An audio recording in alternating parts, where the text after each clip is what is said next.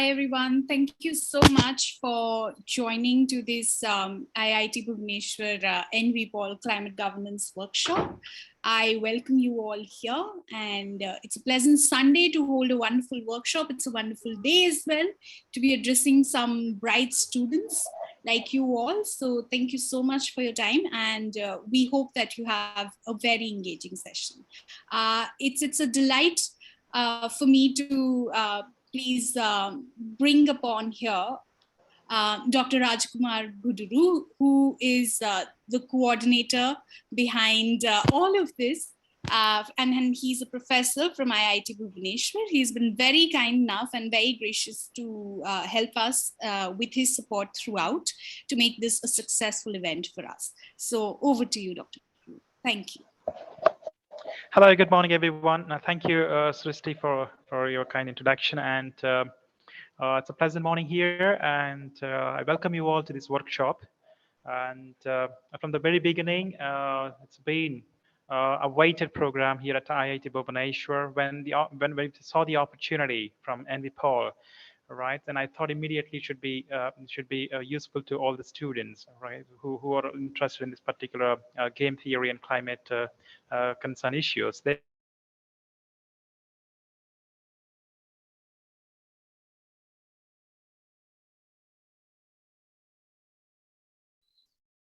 I think, Dr. Rajkumar, there's some issue with the net connection. I think you're not audible, you're frozen.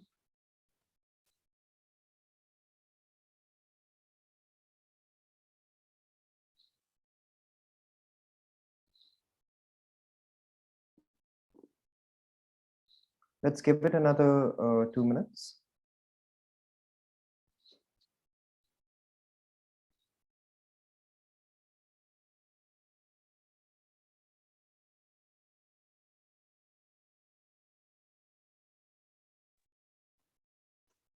So if you could unmute yourself. Someone muted me, by the way. I was going on saying something. You froze in the middle, but I'm anyway going to request one of us to make you the co-host so that you can mute and unmute yourself. Okay. Yes, sir. Sorry. We just heard the first couple of words and then the screen froze. Just 1 second. I'm in a meeting right now, madam. I'll call you back. Excuse me. Yeah, sorry. Yeah, welcome to all the participants, and it's a pleasure having you all for the workshop. And it's been waited for a long time. And we thank EnviPol for giving us an opportunity to go to kind of participate in this particular workshop, and for taking time and interest, and for your cooperation for conducting this workshop. And really, we take it as an opportunity, right, to participate in this particular workshop because game theory and climate change. When we talk about this, of recent concern all over the world, and there are, I believe that there's a lot to take away, the message to take away for the students to kind of think and then probably kind of come up with their own ideas, their own kind of what's that?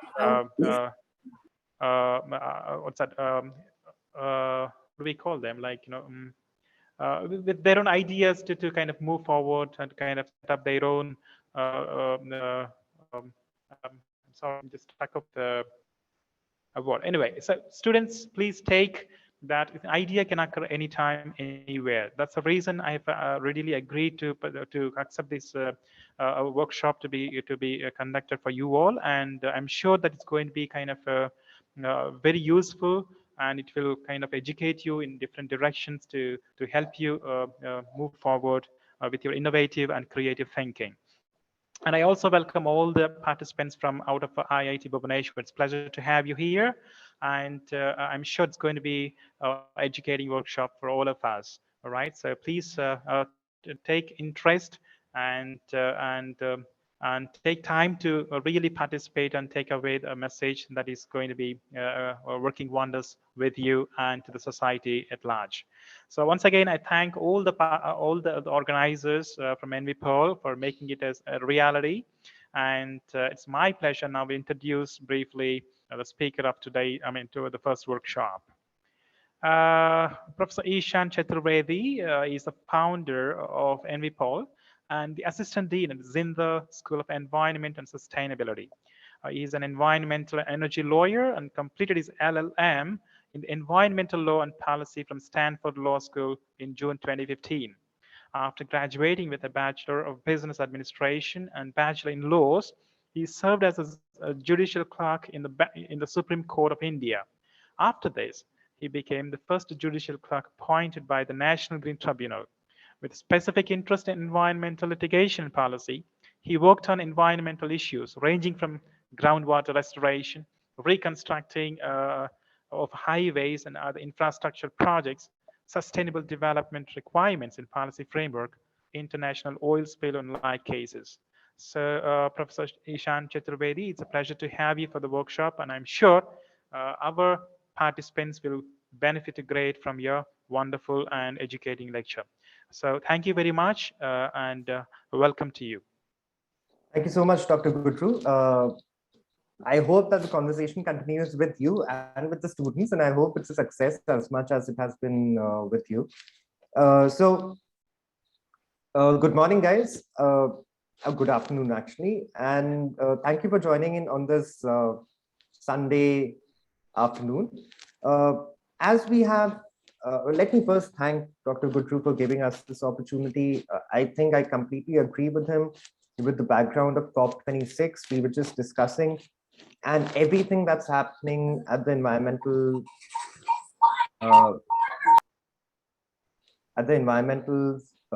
intersection of diplomacy, policy, law, engineering, technology, information technology, data.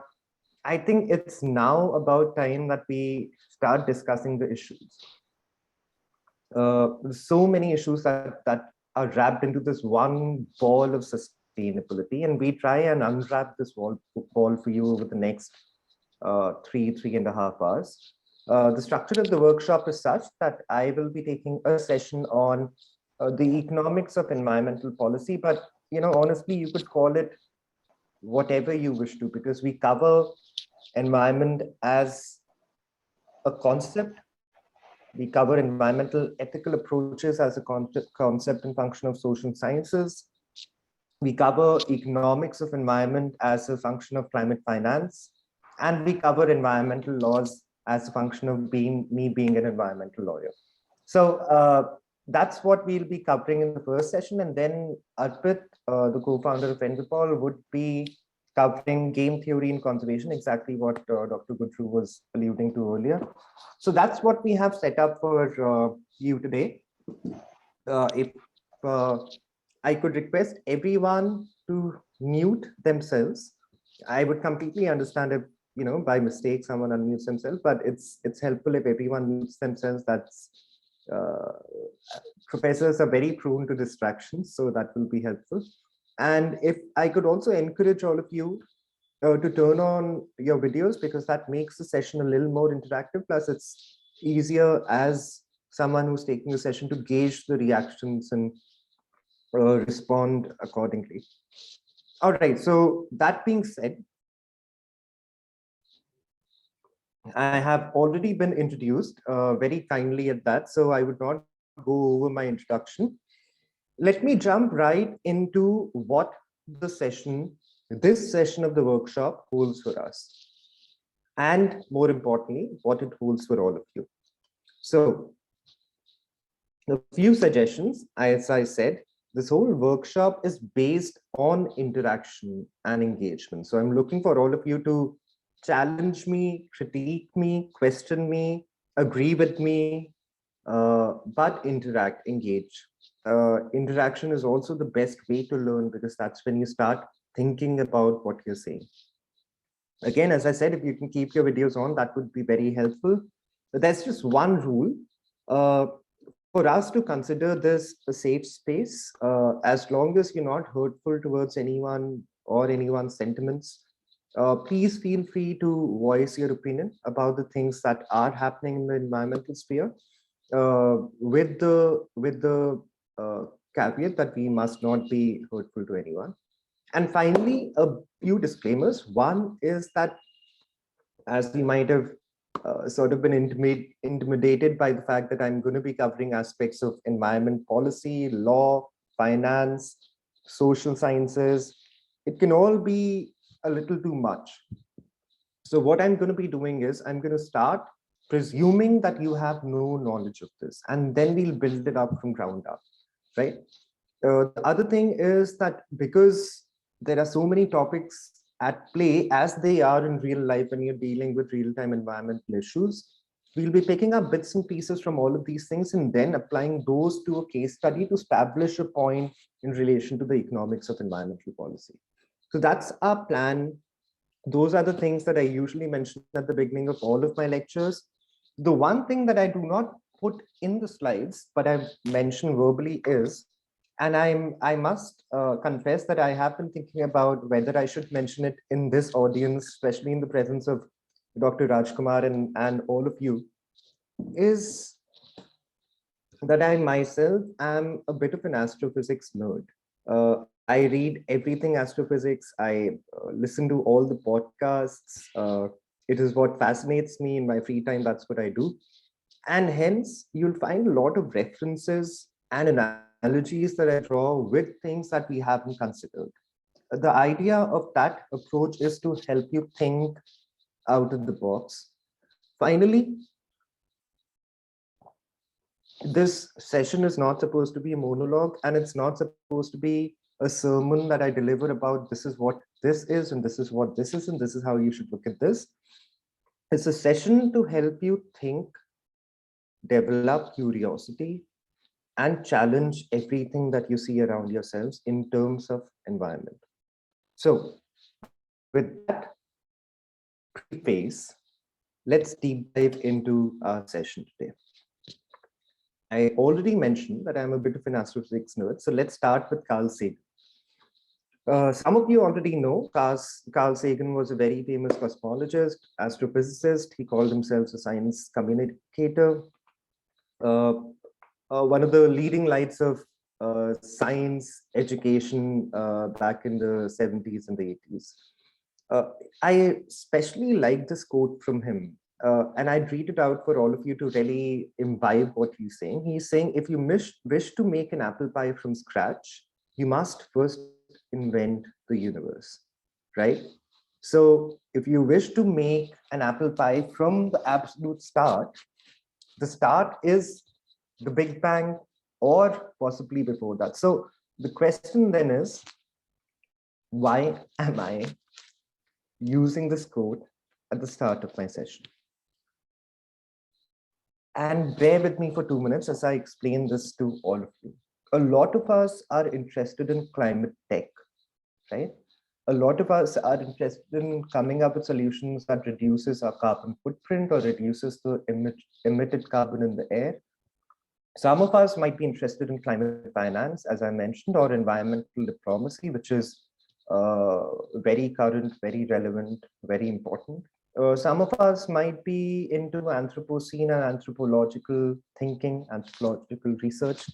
We might be into urban infrastructure and urban planning and studies. The point is, those are career choices that we have considered at some point and perhaps worked towards and perhaps achieved at some point as well. But what we miss out on when we're making those transitions into a climate finance or into an urban infrastructure or into architecture that's sustainable, what we fail to consider is the absolute basic of where all of this comes from. So as you would when you're making an apple pie from scratch, as you would when you're jumping into climate tech or climate finance or climate entrepreneurship, you must first reinvent the environmental universe. Now, the question is, where do you begin when you want to reinvent the environmental universe? You begin with the definition of the term environment, right?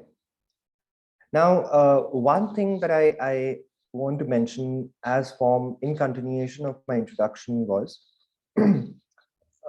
between my master's and me setting up EnviPol, I had the pleasure of working with the United Nations in various capacities, earlier in the United Nations Economic Commission for Europe, and then at the United Nations headquarters in New York. And in Geneva, I did a personal academic study where I looked at, very curiously, the legal definition of the term environment. And as I went ahead with the research, the scope of the research kept on increasing, and ultimately I covered about 17 countries. And in these 17 countries, I looked at what are the terms used to define environment in their laws, right? And then on the slide is the outcome of that research, and very well applicable to India, because the Indian definition of environment includes all of these terms. Funnily enough, in most definitions around the world, the most common words used within the definition of environment are what's on your screen.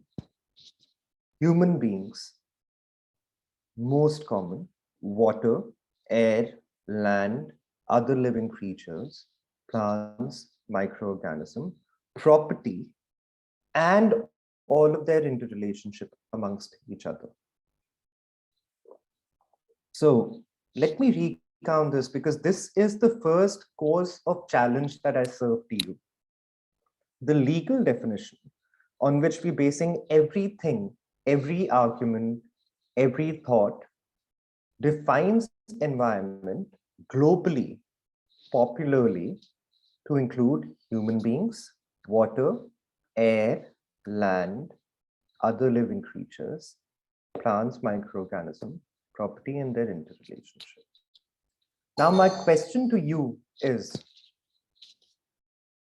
what are the commonalities in these factors? Is there a common thread that you can sew through each of these factors? Or if there's anything that is blatantly missing, that should have been included in the definition of environment? So, anyone, let me repeat the question for all of you. These are the most prominent terms used to define environment, right? Is there anything blatantly missing? Or if there's anything that is very obviously common amongst these factors? Please, I'm not sure if you can unmute yourselves. Can people unmute themselves? All right, they can. All right. So let me know what you guys think. If there's a commonality that is very obvious, or if there's something that is very obviously left behind in this definition.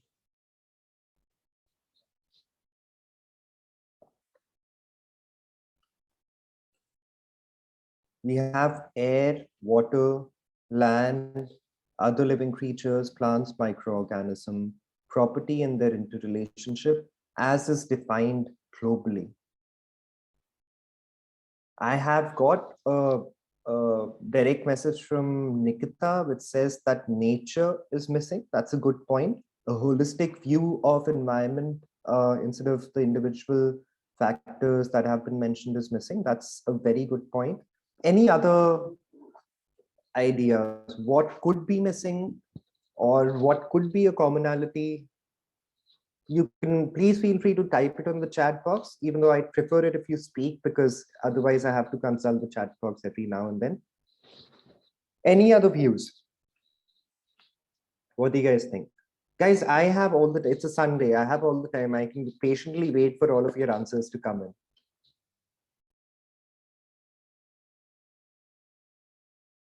All right, so PD, I'm not sure what the full form of your name is, but he tells me that life is missing. A very, very interesting view, because we're looking at plants, microorganisms, human beings, but we're not looking as life as an ecosystem. So very interesting point of view as well. Lakshmi Charani is also asking me to repeat the question, so I'll be glad to do that as long as there's engagement. As I mentioned, guys, we did a bit of a research where we looked at the legal definitions of the term environment across what turned out to be 17 countries eventually.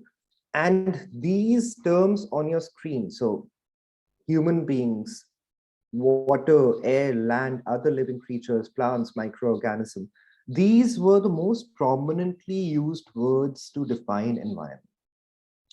Now, in the string of these words, is there anything that you find missing, or is there any commonality that connects all of these terms? I'd want you to think about this because this is the larger concept that we'll be discussing in the session. So what do you guys think? Climate and weather. All right, very interesting.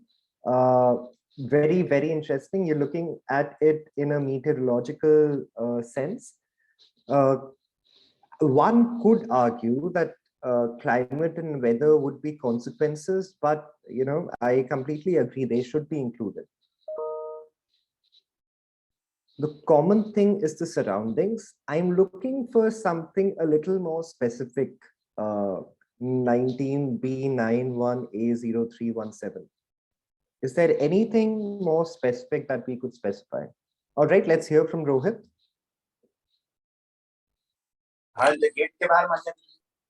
Sir, am I audible? Yeah, you're audible. Yeah.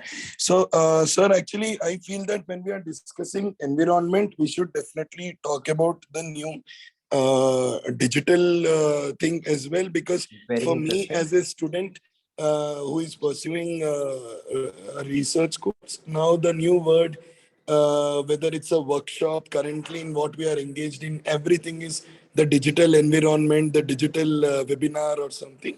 So I really, it brings me back to one of the Marxist urban theories also talks about how cities are networked spaces, networked hubs. And now I could actually just retaliate that if there is internet, we have life. If there is no internet, then there is no life. All right, all right. Bordering on cynicism, Rohit, but a point well made. And I think there is space for the digital life as it has evolved into now to be included. And then we have Lakshmi Charani also offering us saying livelihood of all organisms should also be made a part of environment. So that's, according to her, the missing link. I'll tell you what I was thinking when I was preparing these slides and how I wanted to look at this. PD says sustainability as a concept is missing. That's also interesting. Guys, I'd encourage you to share this on the chat. We've already made the safe space pledge, so no one's judging you. And honestly, given all the answers that you've put forth, they're quite smart. So you should be proud of the kind of suggestions that you're giving. So I'll tell you what's missing and I'll tell you what's the commonality after a bit of an exercise that I do. So I was in London a couple of years back, and The Sun, which is a newspaper of some repute, or at least some would argue, had a specific news piece in it. Remember, the context is the definition of environment here, which we've seen includes human beings, water, air, land, other living creatures, plants, microorganisms, and their interrelationship. Now, I'm sitting in London and I see this. This is a news piece on the golden asteroid. Psyche 16, as it is named, contains metals worth 8,000 quadrillion pounds, and these metals include gold, platinum, iron, nickel. Now there are news saying that there might be diamond. Honestly, I just stop at 8,000 quadrillion pounds, honestly. But as expected, NASA and SpaceX are now planning to visit this asteroid, and then there are murmurs that there might be space exploration or exploration of the asteroid, parenthesis mining, parenthesis closed.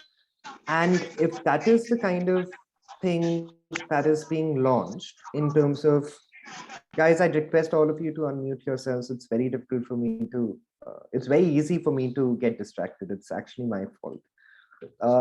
So as I was saying, that there are murmurs that there might be mining of this asteroid at some point down the line. And as an environmental lawyer, but also as a keen thinker, or so I'd like to assume, the first thing that I came the first thing that I asked myself was that if they do mine the Site 16, would there be an environment impact assessment that would be undertaken? Would there be any environmental law that will be binding? Would there be any environmental compliances that need to be undertaken to mine Site 16? And the answer is obviously no, right? None of these laws would apply. And to be honest, the space laws that are still sort of in the process of development would also not be applicable in terms of an environmental or a mining point of view.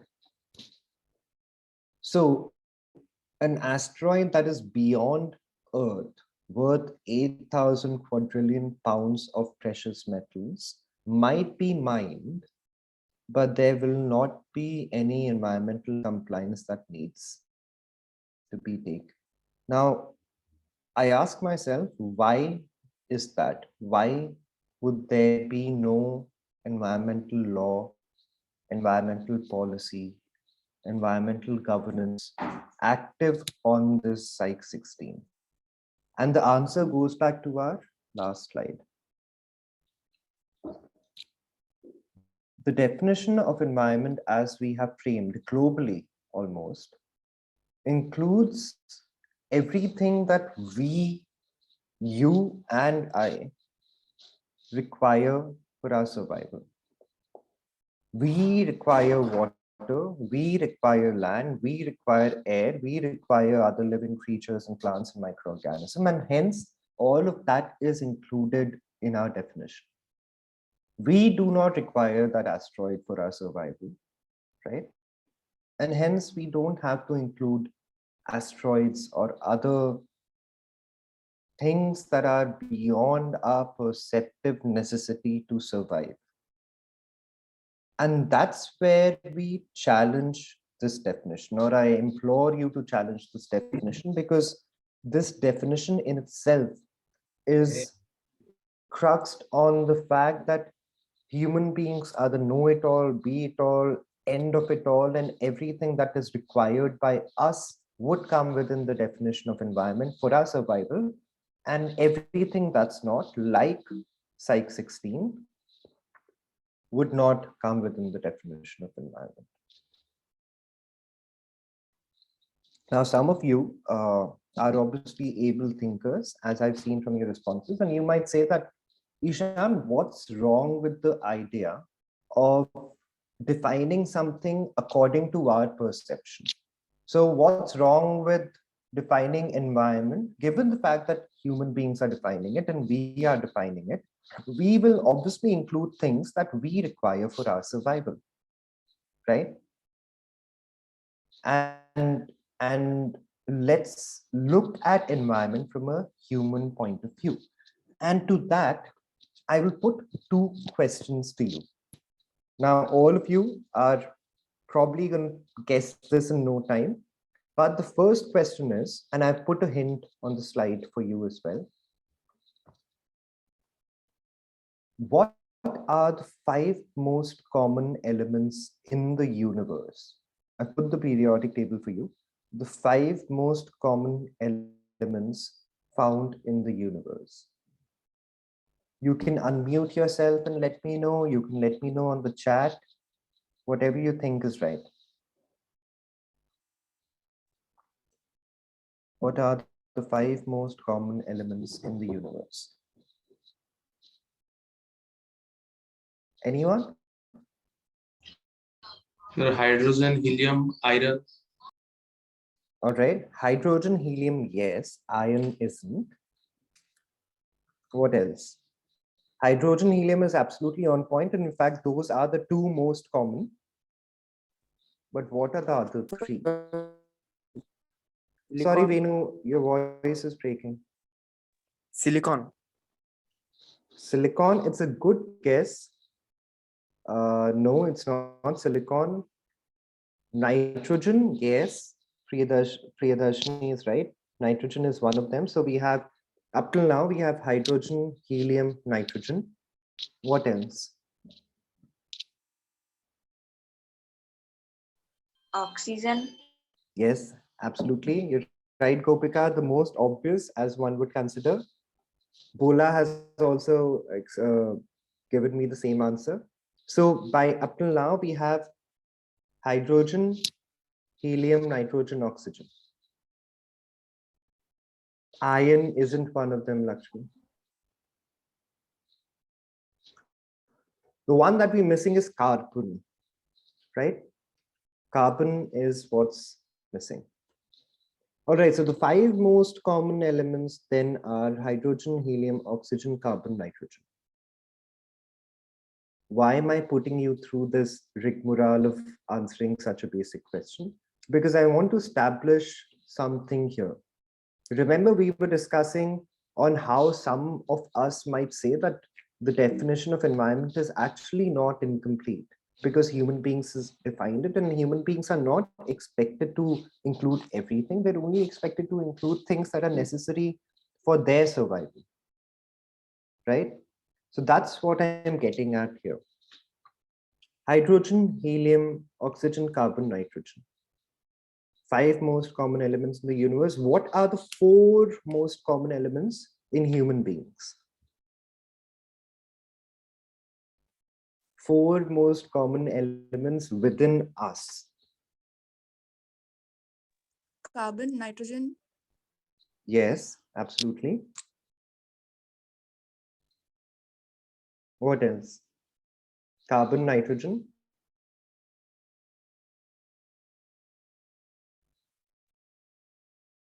Oxygen and hydrogen. Oxygen and hydrogen. On point. This is the first time someone has got it right in first go. So kudos there. 5 most common elements in the universe are hydrogen, helium, oxygen, carbon, nitrogen. Helium is an inert gas. Let's leave it aside. 4 most common elements in human beings are hydrogen, oxygen, carbon, nitrogen. Now the question is that by coincidence or is that by design? Now, my humble submission is that it is by coincidence. It is, in fact, a coincidence that planet Earth turned out to be where it is. The folks, the civilizations, the species that came about by way of the positioning, by way of a coincidence. And hence, it is very important to realize that human beings should shed their arrogance about being the know-it-all, end of it all, because they are but coincidences floating around in the universe. But if that does not quench your thirst for why human beings shouldn't define everything, including the term environment, let me also ask you a question, and I'm sure you'll be able to guess this right off the bat. If this is a soccer field, a football field, and the x-axis is the timeline since Big Bang. So this is Big Bang and this is today. When do you think human beings came into existence? This is the Big Bang. This is today. When do you think human beings came into existence? Is it on the left goalpost? Is it the penalty kick place? Is it at the D midline? When do you think human beings came into existence?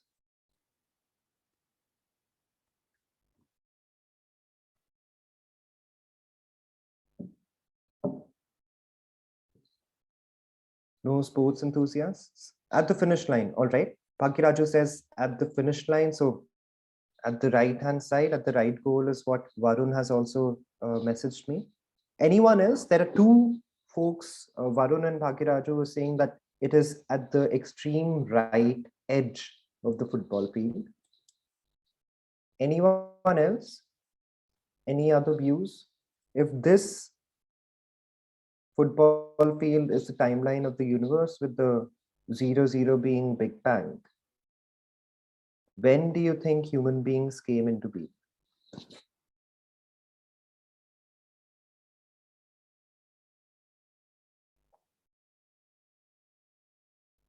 All right. So Bhagiraju and Varun are actually right. Human beings have been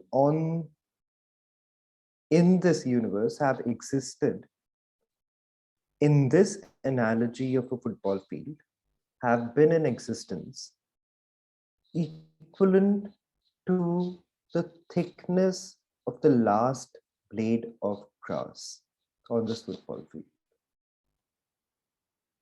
I'm not saying, let me make this distinction, not the width of the blade of grass, which is about 1/16 of an inch.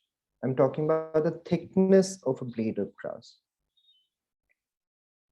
which is much lesser. So if we have barely been here, and if we are but a coincidence, should we go ahead and define things that have been here for longer, that will stay here after we're gone? Or should we be arrogant about defining in our legal texts environment in a way that is pandering to self-service, being only alluding to things that are required for our survival? There's a reason why I'm getting through this portion of the session, only to build up to what I'm coming to. Why have we had this definition, despite the fact that we are, as we've seen, coincidences, figment of universe, very, very recent, extremely recent in the large scale universe? The reason we are going over this is because I want to establish that human beings, under the study of environmental ethics, follow and have always followed an anthropocentric approach. Now, there might be pockets in human civilization where there might be indigenous and tribal communities who do not follow anthropocentrism. But generally, our laws, our policies, our habits have been derived from an anthropocentric view of the world. You'd ask, what is anthropocentrism? And it's quite literally human beings at the center of it all. Anthro means human, human-like, humanoid, and centric means centric. So anthropocentrism basically means that humans are at the center of it all, and everything around us is meant for our consumption or exploitation, right? Anthropocentric views have been there since time immemorial, and they'll probably stay there after we're gone as well. Anthropocentrism has also defined how we frame our laws. Remember, it's an ethical approach, and it is from these ethics that our laws and policy are defined. So that's what I'm trying to make the connection with here. But before we move on, and I'm sure all of you have heard of anthropocentrism already, I want to ask you, if an anthropocentric approach is what we do not like, or if we've understood the contours of anthropocentrism, where does meat eating lie? Now, remember that anthropocentrism is human-centric. Every other resource other than human beings is for our exploitation. Does that mean that meat eating is anthropocentric? Any views here? It's a controversial topic, but it'll get you thinking, and hopefully you'll be able to voice your opinion as well. Where do you stand on meat eating? Is it anthropocentric? Is it not? Anyone?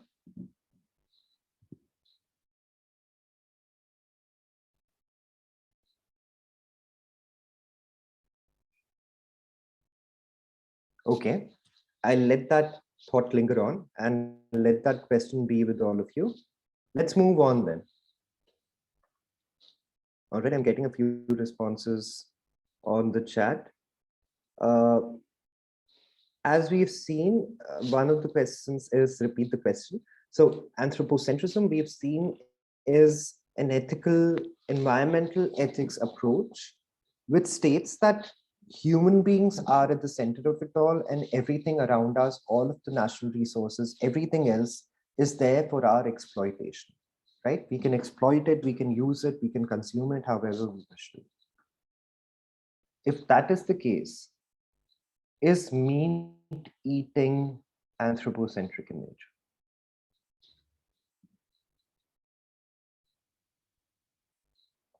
Any views? All right, seems like it's too controversial topic. We'll move on then. The reason why I'm asking about anthropocentrism will become clear when I tell you a little story. For that story to be told, you first have to play a bit of a guessing game with me.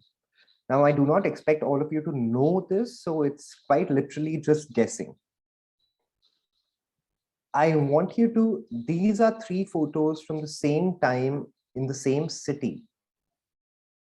I want you to guess what is the decade and which is the city. There are enough hints on the screen.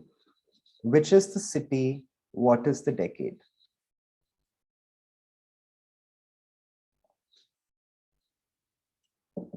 You can unmute yourself or you could put it in the chat box. All right, 1980s is a guess. No, it's not the 1980s.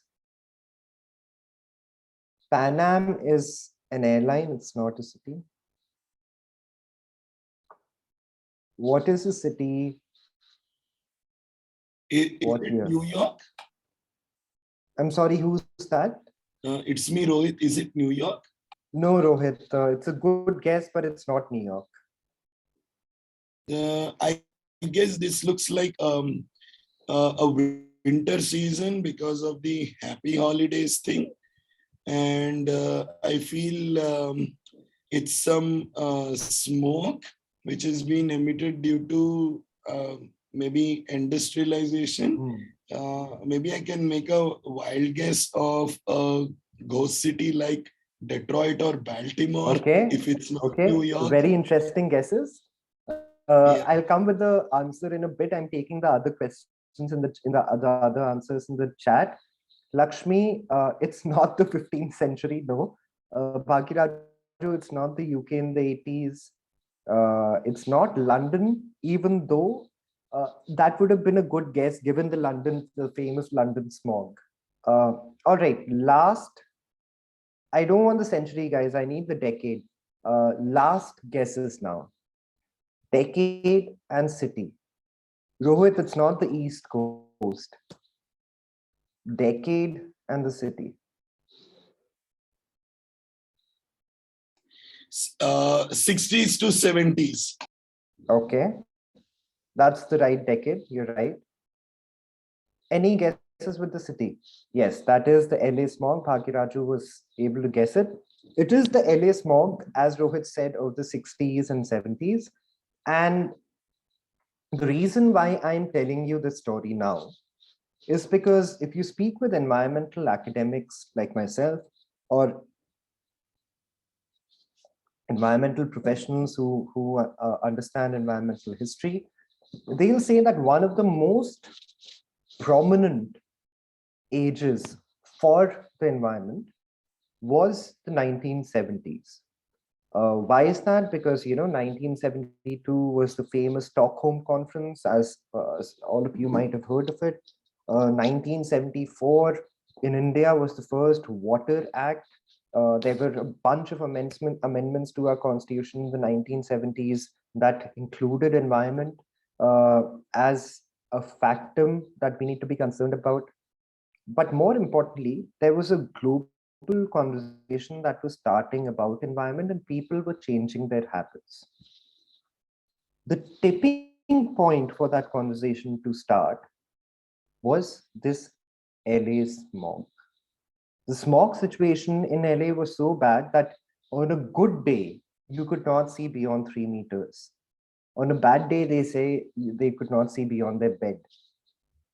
They were scared that the children that were being born would be born with lung diseases and skin diseases eczema and emphysema, asthma, all of these terrible diseases. That is how bad the air pollution was. And guys, I'm joining in from Delhi. It is said that the LA smog was much worse. So you can imagine. Now,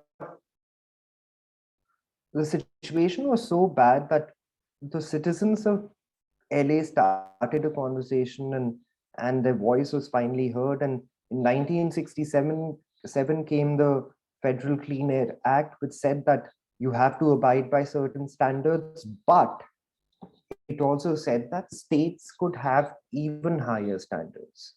And California did that, given that the LA situation was so bad.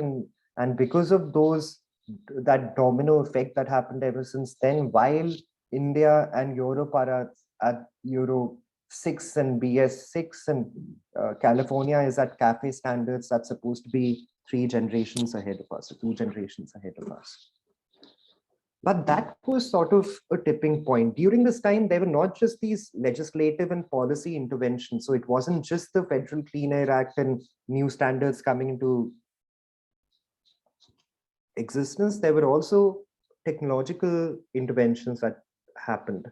Now, I'm not exactly sure what it's called, but there is a converter that is installed in exhaust pipes.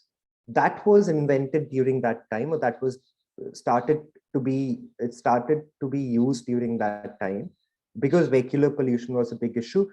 All right, a very, very quick digression. A show of hands for those of you who have ever watched The Big Bang Theory or are fans of The Big Bang Theory. You could raise your hands, otherwise I will not go there. Anyone watched The Big Bang Theory? All right, Shri has.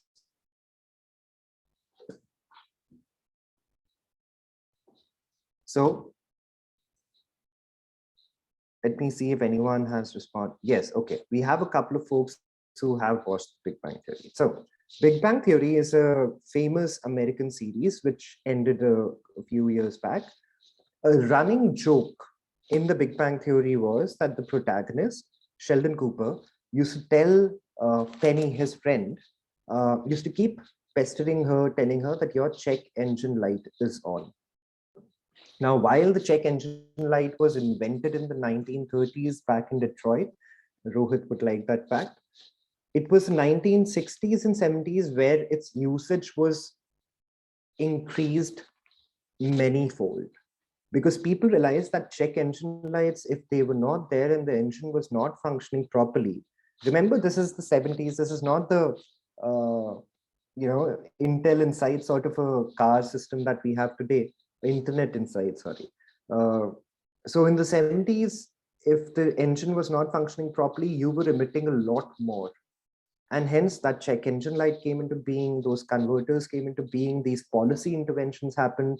A lot of these other technological interventions happened that I'm not going into. But the point is that is why it is on the shoulders of this LA smog situation and trying to curb that situation that these interventions happened. And that sort of snowballed into the golden age of environment that we've seen today.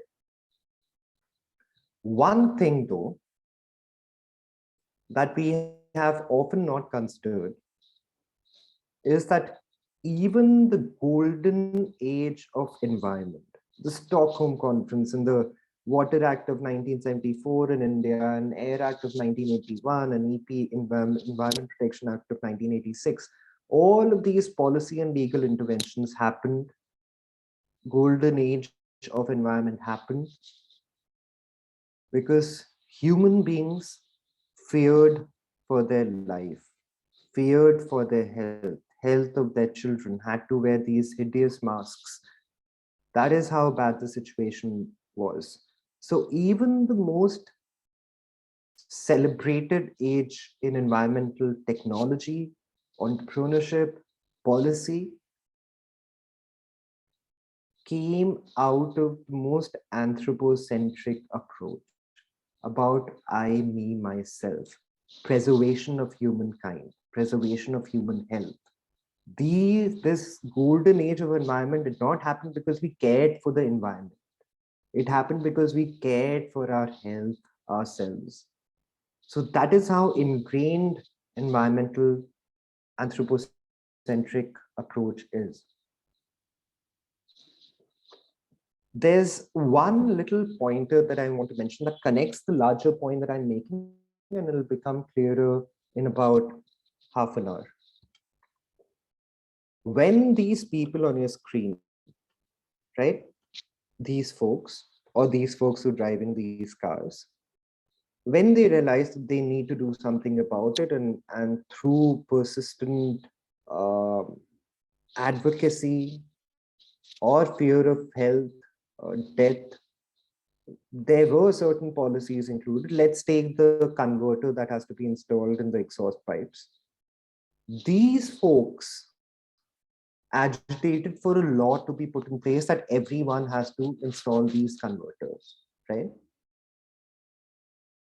But they realized that after the law was passed, it was them who had to pay out of their pocket to address this. Now, the question here is, yes, they have to pay for additional compliances with the new standards that came with the Clean Air Act. They had to pay with these converters. They had to pay with so many other technological interventions that were then put in place. But did they cause this? The answer is solely no. This is a product of generations of pollution, right? So that begs the question, if so many generations contributed to this, why did this generation have to pay for cleaning this up? And that's now we've seen the definition of environment and law. We've seen environmental ethic approach of anthropocentrism. Now we're going into the sphere of international environmental diplomacy. So why does this generation have to pay for cleaning up this that was the product of the pollution caused by generations and generations before them? This brings us to the most current topic, the background of COP26 in Glasgow. We've seen what stand India has taken.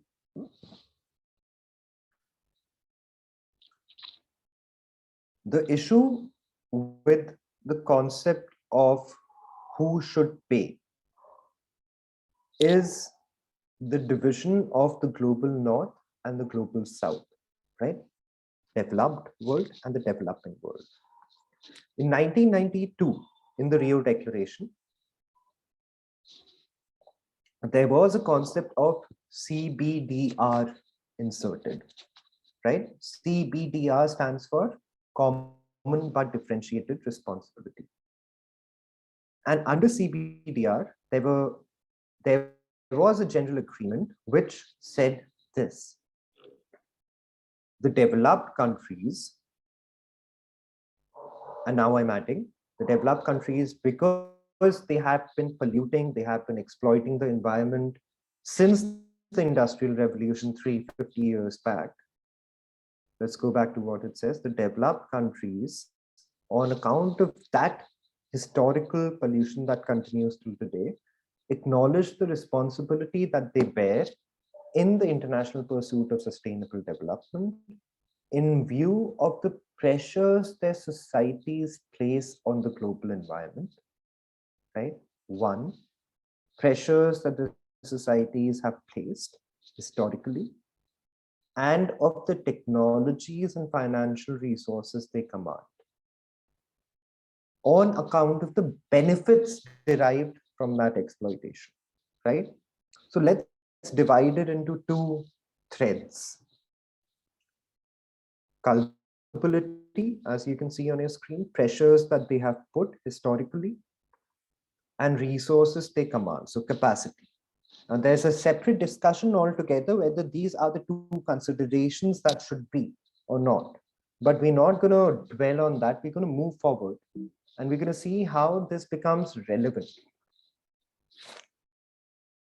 Basically, what you're saying under the common but differentiated responsibility principle, when you're saying that the developed world in essence should pay the developing world for the pollution that they have historically caused. Basically, what you're saying is, because who's paying? Remember, this is what we were discussing. Who is paying? It's these people who are paying, not the people who have contributed for generations together. Those generations are gone. So in today's terms, who is paying? The citizens of the developed world, right? So beneficiaries of that pollution who owe all of their higher standard of living and other perks that they derive from a higher standard of living to the environmental pollution that their forefathers and ancestors have caused since Industrial Revolution. So those beneficiaries should pay the global south. Now there are two views here. One is, and we're talking about international diplomacy that is happening at the negotiation table at COP as we speak.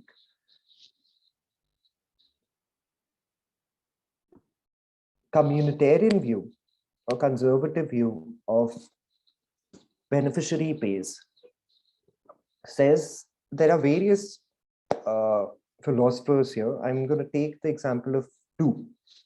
I have mentioned three on the screen. One is Edmund Burke. I'm sure some of you have heard of him. Edmund Burke spoke of nationhood. Let me adapt his theory to beneficiary pays principle. But before I do that, I'm going to take an example. Let's see. I'm going to pick one of you. Let's see, it's Tejasvi. Tejasvi, can you hear me?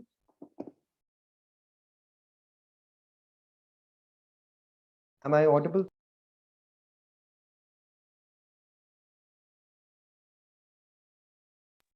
All right. I'm not sure if Tejasvi is actively engaged. Let's see. Varun, you're next on the list. Can you hear me?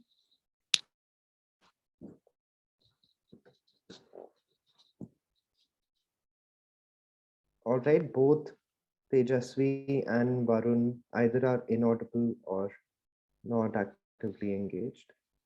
Sri Charan, can you hear me? Yeah, I can hear you. All right, great. So let's take Sri Charan. Could you let us know where you're joining in from? Which city or which town? I'm from Hyderabad. Hyderabad. All right, perfect for this example too. So Sri Charan is joining us from Hyderabad. Okay.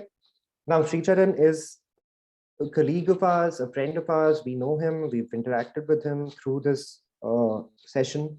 Let's say there's a Sri Charan ABC, right?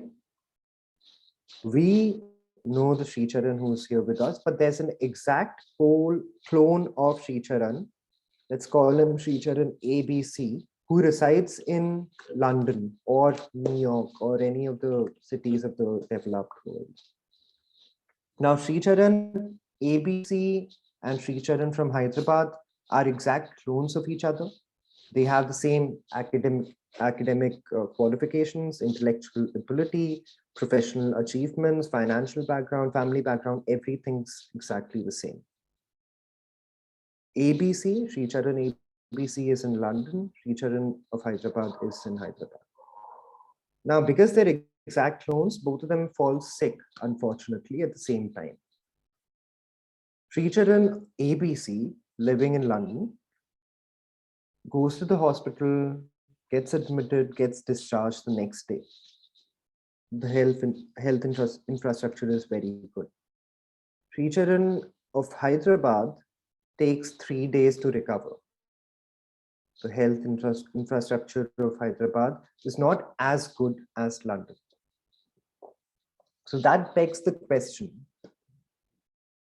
when the intellectual ability, academic qualification, professional achievements, financial background, family background of Sri Charan ABC and Sri Charan of Hyderabad is exactly the same, why does Sri Charan ABC get better services or better standard of living as compared to Sri Charan of Hyderabad?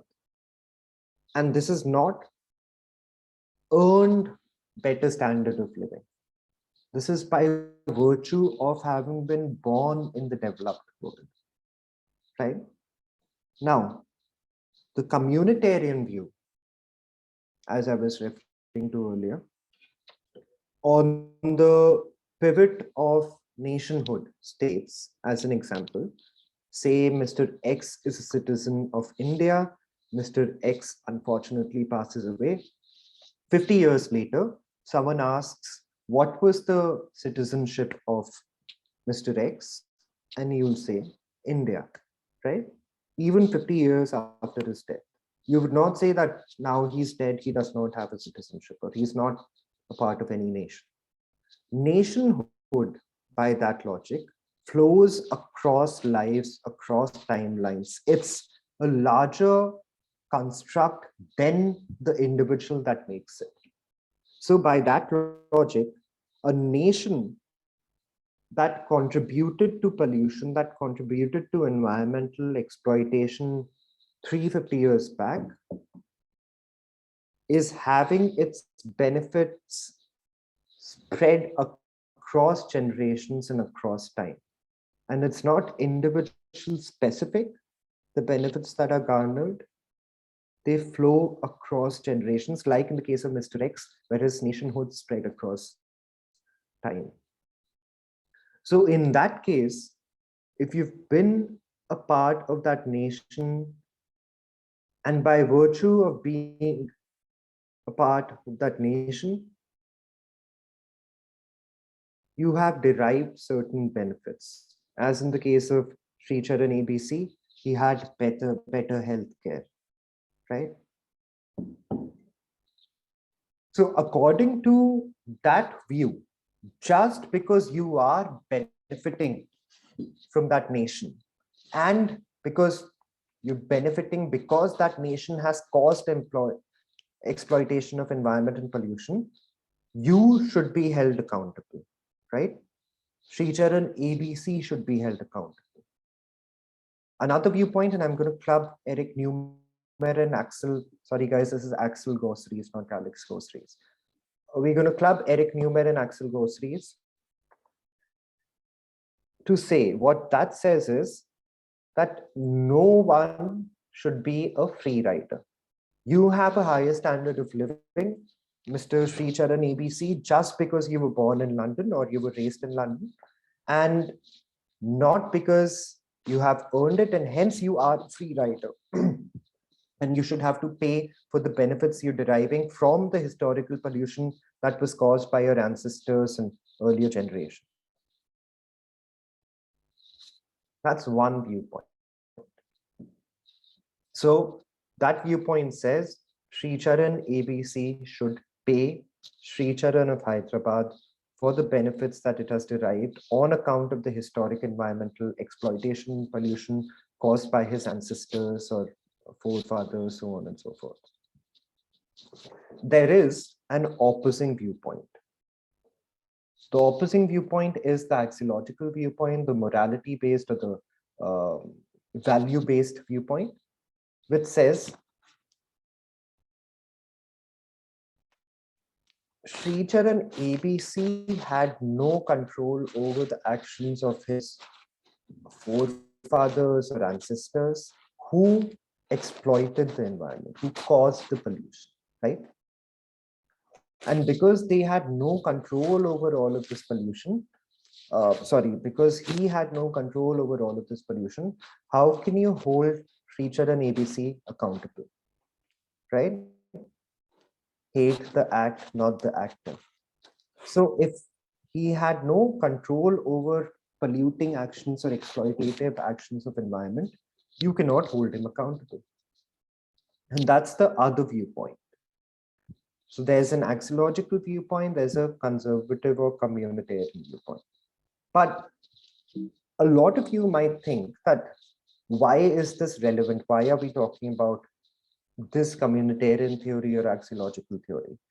That is because this, for two reasons. One, this is what all of international negotiation is about when it comes to environment. This is environmental diplomacy 101. Who should pay? Who should finance? Who should make all the intellectual property open source because they have the culpability and the capacity to do this, right? And that's the conversation that happens at that stage. Who do you hold accountable for the historic missions?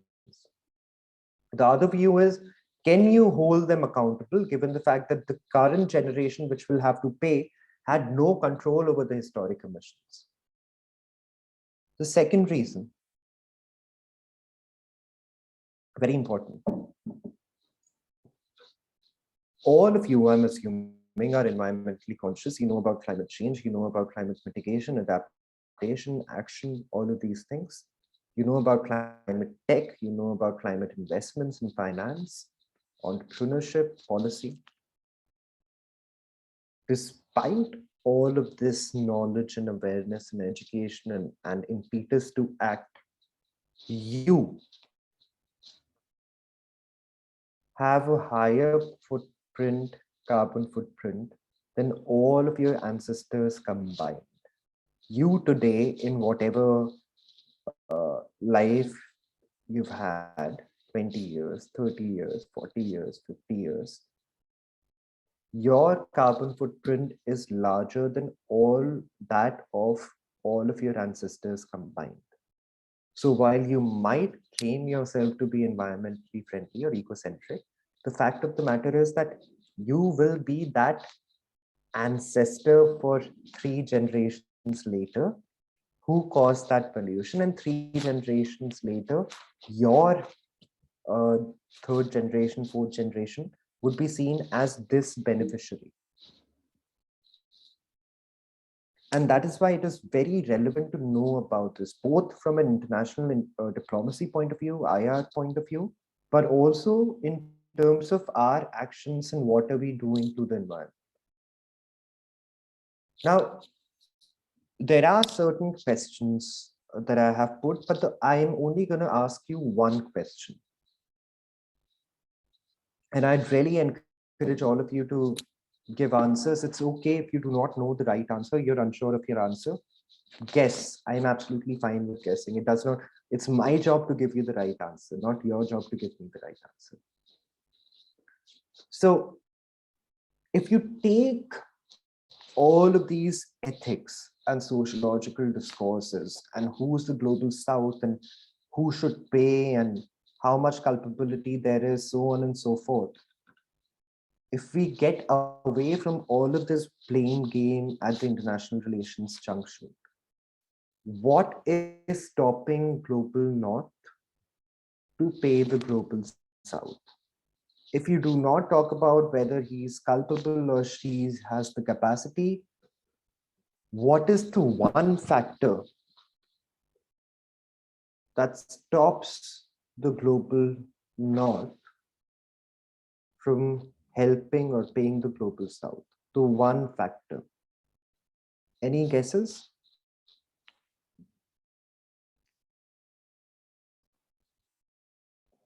Can I try? Yes, please go ahead. Guys, you don't have to ask. Please go ahead. Yeah. So I feel that when we look at the debate between the global north and the global south, and especially in terms of the pollution, I feel what deters them is that the one is the understanding of not in my backyard. NIMBY, okay. So one is not in my backyard, and the second one is the very purpose of establishing multilateral financial international agencies, wherein is to promote development and not to conservation. promote development. But again, when we look in terms of any development theory, inequality, or in Marxist lens, Right. then the question comes: the development for whom, and development why, and development by. So can I just tell in Hindi, for example? I'm Go not ahead, getting go ahead. तो यहाँ पे वही आ जाता है कि विकास जो है वो किसके लिए है, क्यों है, और कैसे किया जा रहा है. And then the constant debate which exists between any government, whether it's Indian government or global governments or local government, is the debate between development versus welfare. Right, right. So I feel these three things are crucial for this. Very interesting, Rohit. In fact, I'd invite you to check out the Gpods Fellowship, because this is exactly one of the things that we consider during the fellowship. I'd invite Shiksha or Shrishti, one of you, to post about the fellowship in the chat box, and you could check it out. We cover all of these. In fact, everything that I'm covering in this lecture is covered across lectures in the fellowship, and you're trained by global leaders such as UN Assistant Secretary Generals and Supreme Court judges and ministers, and you get to network with them and all of those things. So please do check it out, and we'll post the links. Bhagiraju has also said that the one thing that stops folks when there is no ethics, blame game, everything involved, is mindset. And it's also an interesting point. I am actually looking for a more obvious answer. Thank you, Shiksha, for posting about the Gpods Fellowship. The more obvious answer is one, money, right? The one thing that's stopping the global north to give the global south help, finance, tech, open resource, IP is money. It all comes down to the economics of it. Even what Rohit was saying, welfare versus development, it's all about the economics. So if it is all about the economics, I request your absolute engagement over the next 15 minutes, at which point I promise that we'll be done with the lecture. If it is all about the economics, then let's talk about skyscrapers. Now, we have seen environmental law, we've seen sociology of environment, environmental ethics, we've seen environmental diplomacy. We're now going into urban infrastructure, sustainable infrastructure. And it'll become clearer when you stay with me for the next 15 minutes. These are some of the most celebrated glass skyscrapers of the world. This is the walkie-talkie, as it's called. This is the Bullet building. I honestly don't know the other two. I just have them because I needed to put 4 pictures in the slide. But this is the walkie-talkie. This is the Bullet building. Both of them are in London. But skyscrapers are aesthetically pleasing. You think of the Manhattan skyline in New York, and you think of these tall skyscrapers. You think of Singapore, you think of these tall skyscrapers. Now, and Srichar in some parts of Hyderabad as well, to your credit.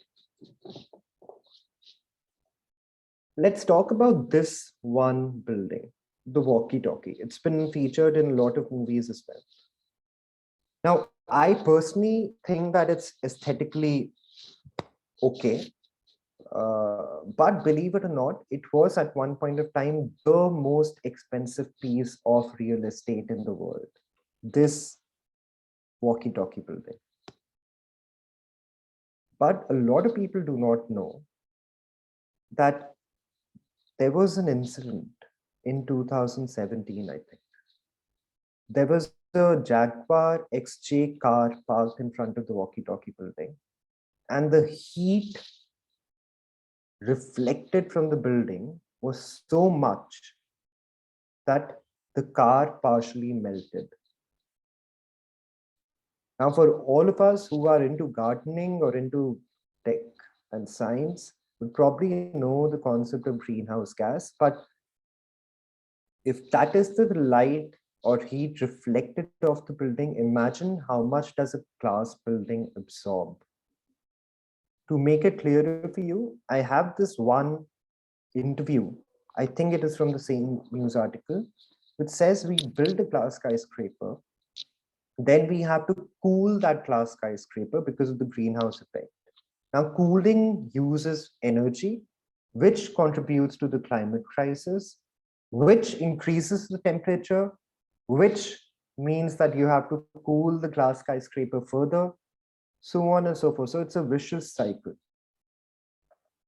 And if glass skyscrapers are so environmentally devastating, then why do we have skyscrapers in the first place? Why not just have one floor houses everywhere? If you've read Sapiens by Yuval Noah Harari, you know the answer to this. But I'll just take you through a very quick 101 on why skyscrapers. Settlements happened around rivers originally, historically in our civilization, because rivers, water, survival, as we saw in the definition to environment. And human beings stumbled upon agriculture. And when we stumbled upon agriculture, we had more time. So other vocations came up. When other vocations came up, employment opportunities came up. People from other villages came to this congregation. Those congregations became mega cities in a couple of millennia. And you end up with cities like Mumbai or Hong Kong or Singapore or Chicago with these skyscrapers, because there's a lack of land, but a lack of supply of land and a huge demand for land, right? So you started building atop one another. What happens when there's a lack of supply and a close to infinite demand, as in the case of Mumbai for living spaces? What happens when there's a lack of supply but a close to infinite demand? Under market dynamics, the prices go up, right? So that property in Mumbai becomes very, very expensive. Let me explain a concept to all of you. Under urban planning policy, you have this concept of an FSI, floor space index. It's also called FAR, which is floor area ratio. Now, FSI means that if you have a land of, say, this is 10 square meters and you own this, and you own this 10 square meters of land, and the FSI of your area, region, municipality is 1, then you can construct area atop this land equivalent to 10 square meters. If the FSI is 2, you can make 20 square meters. So whatever the floor area ratio is into the land area that you have can be the construction material, built up area. Okay. Now you can choose to do this in various ways. So if the FAR is 1, 10 square meters of land, you can construct all over it, or you could make 2 stories of 5 square meters or 4 stories of 2.5 square meters, so on and so forth, as you can see on the diagram here. Okay. Now, Ahmedabad has an FSI of 1.2 for central localities. What does that mean? If you have 10 square meters of land, you can build 12 square meters of built up area. Bengaluru has anywhere between 1.75 to 3.35. Delhi has 1.2 to 3.5. Hyderabad, no fixed FAR, surprisingly. I want you to have a look at Mumbai, because that's the example that we're sticking to. The island city, the South Bombay, the fort area of Mumbai has an FSI of 1.33, which means that if you have 10 square meters of land, you can have a built-up area of 13.3 square meters. Okay. Let's give you a couple of numbers. But before I do, let's compare Mumbai to comparable cities around the globe. We know that Mumbai is a mega city and metropolis and so much population and so much finance and so much development and the financial capital of the country and Bollywood and cricket and all of those things. Let's compare it to other cities with that kind of prominence around the globe. 1.3 FSI of Mumbai, and then Nagpur is, I think, 4. But compare it to the comparable cities of Mumbai. Hong Kong, 12. Chicago, 12. New York, 15. Singapore, I couldn't even include it in my slides, about 23, 24. So Mumbai is 1.3 and other comparable cities are over 10 at least. There's an answer to why is that leads us to the carrying capacity of the land, but we're not going there. I want to be absolutely clear that 1.3 is the carrying capacity, is the FSI of Mumbai. Tell me, what are these numbers? The context is Mumbai FSI shortage of land. What could be 48 square feet? You're not supposed to know, you're not expected to know this. If there are any guesses as to what could be 48 square feet. Any guesses? What could be 48 square feet? The context is Mumbai and the low FSI. Anyone? I think it's an area per plot. I mean, per plot allotted by the specific government. Okay. Interesting guess. Very good guess, actually, given the context that we're talking about. Anyone else? Any guesses?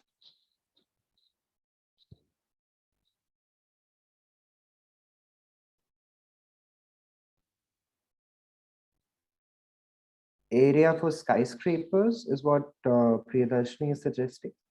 So I'll tell you, you're not expected to guess this honestly. 48 square feet is the average floor space per person in Mumbai. Average floor space per person in Mumbai.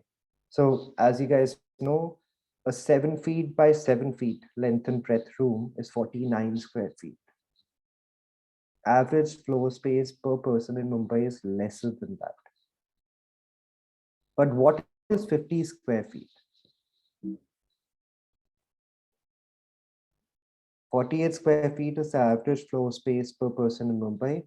50 square feet is the average floor space for prison cell in the US. That's the kind of scarcity of land there is. But what happens when there's a scarcity of land and a very high demand? The rents go up, right? If the rents go up, not everyone can afford those lands, but their employment is in the city of Mumbai. So what do? They either go to the slums or they set up and settle in suburbs like Thane and Mathiran and others. So the suburban sprawl increases. And what happens when you settle in a suburb? And I'm taking Mumbai as an example, but think of your own town and your own city. If you've come to Delhi, think of Noida, Gurgaon, Faridabad, Ghaziabad, all of these places. The suburban sprawl keeps on increasing. What happens when your employment is, say, in a Connaught place, but you stay in Ghaziabad? What do you need? You need transportation, right? So you have transportation. The common factor amongst all of these things is slums, suburban sprawl, transportation, all have major environmental impacts. Remember, we're talking about the valuation of economics of environmental policy now. And I'm not getting into the details of it. Let's just say that while very difficult, you come up with a dollar figure for valuation of the environmental impact that slums have, right? You come up with a dollar figure for valuation of the suburban sprawl that keeps on increasing due to the very low FSI, right? Let's say the slums cost you $10 billion per year in terms of environmental impact. Suburban sprawl causes you $25 billion per year. Transportation causes you another $30 billion per year, right? So that's $65 billion per year. This is a hypothetical statement that this is the valuation of the environment impact caused due to low FSI in Mumbai, because of which people had to move to Dharavi, or people had to move to Thane, or people had to use transportation, intercity transportation and inter-suburb transportation. But that's not the larger picture. The larger picture is the unliquidated damages. Things that cannot be arrived at through cost-benefit analysis or risk modeling. Let me give you an example. If any of you are fellow nerds or enjoy chess, you might like this example. There was a study called The Impact of Indoor Climate on Human Cognition, Evidence from Chess Tournaments, a working paper. This study was conducted across some chess tournaments, and basically the impact of indoor air pollution on human cognition was mapped. Okay, let's see the results of the study. The results of the study consistently indicated pollution harms the player's performance in cognitive tasks. The estimation results show a 10 microgram per cubic meter increase in PM 2.5 levels results in a 1.5 percentage point increase in the probability of a player making a meaningful error, with 9.4% larger errors. 10 microgram per cubic meter increase in PM 2.5 levels leads to 10% larger errors. Now, what does a chess player require? She requires focus. She requires cognitive ability, so she is cognitively engaged, and time sensitivity, right? Focus, cognitive engagement, time sensitivity. When you're playing chess, these are the three things guiding you. In this case, a 10 microgram per cubic meter of PM 2.5 levels increase led to 1.5 percentage point increase in the probability of a pair making meaningful error, with 10% larger errors. But you might tell me, and probably rightly so, that I'm not interested in chess. I'm an outdoor sports person. Let's talk of outdoor sports. I'm interested in cricket and baseball and hockey and basketball or football, any of those sports. And I have something for you as well. There was a study called the study Air Pollution, Air Quality and Air Quantity, Pollution and Performance in a High-Skilled Quality-Focused Occupation. Now, in this study, baseball umpires, the impact of outdoor pollution this time was mapped across baseball games on baseball umpires. Remember, what are the three things required for a baseball umpire? Cognitive engagement, focus, time sensitivity. Okay. What were the results? It was found that 1 part per million increase, 1 part per million increase in a 3-hour carbon monoxide window causes an 11.5% increase in the propensity of umpires to make incorrect calls, and a 10 microgram per cubic meter increase in a 12-hour window of PM 2.5 causes a 2.6% increase to make incorrect calls. So focus, cognitive engagement, time sensitivity. All these three are impacted by indoor and outdoor pollution. But again, some of you might say that the joke's on me because you're neither into indoor sports or outdoor sports. And I'll tell you that the point is not chess or baseball. The point is focus, cognitive engagement, and time sensitivity, in how, when you're engaged in all three, pollution affects your ability to make lesser errors. So you make larger errors. And what are some of the other professions that require these three things: focus, cognitive engagement, and time sensitivity? Think of a stock market broker, right? Think of a miner. Think of an air traffic controller. Think of a surgeon. All these require focus, cognitive engagement, time sensitivity. Now, you might ask me that, how is this relevant to you?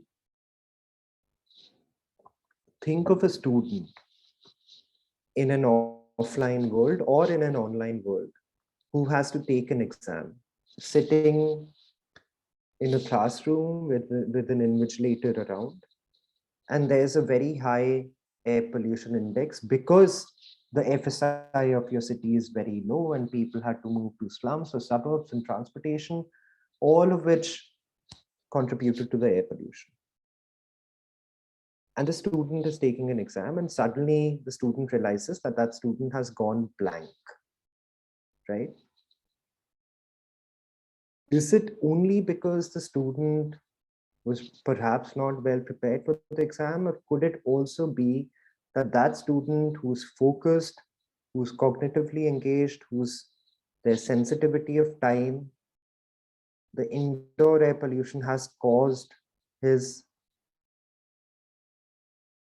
cognitive abilities or has caused him to make larger errors? But we're talking in terms of valuation, right? So in terms of valuation, one second, guys. In terms of valuation, think of the surgeon example. Imagine that there's a surgeon. He is practicing in a city which has a very low FSI. So there are slums and there's suburban sprawl and there's transportation, all of which have caused a terrible pollution index for that city. Now, this surgeon is a very highly skilled surgeon, and he's operating on the operation table, and he makes an error. And you and I know that he made that error because of the 10 microgram per cubic meter increase in the indoor pollution. And he makes an error, and the patient suffers some bodily harm, and the patient sues the doctor, and the consumer forum holds the doctor liable for 20 lakh rupees. Now, the doctor says that you can look at my past performance, you can look at my certificates, you can look at my skill level and how I conducted the surgery. You could look at the video. I am actually very skilled, and this wasn't my fault. These 20 lakh rupees need to be paid to the patient by the local government that set an FSI so low that it contributed to the pollution of my city, increasing the indoor air pollution of my operation theater, which meant that I'm more susceptible to making larger errors. And this is how the economics of policies that are tangentially related or unrelated to environment have an impact on environment. So it becomes very important to view environment, environmental policy, environmental law climate finance, all of those things from the prism of the interactions that happen beyond environment. And urban land policy, such as that of FSI, is not considered to be an environmental policy, but as we see here through these case studies, they can have major economic impact on environment and on the lives of you and I. So that's the session, guys. I hope you have enough curiosity about all the topics that we've covered, including economics of environmental policy, environmental diplomacy, so many other things that we have mentioned. And yeah, if there are any questions, I'm happy to answer those as well.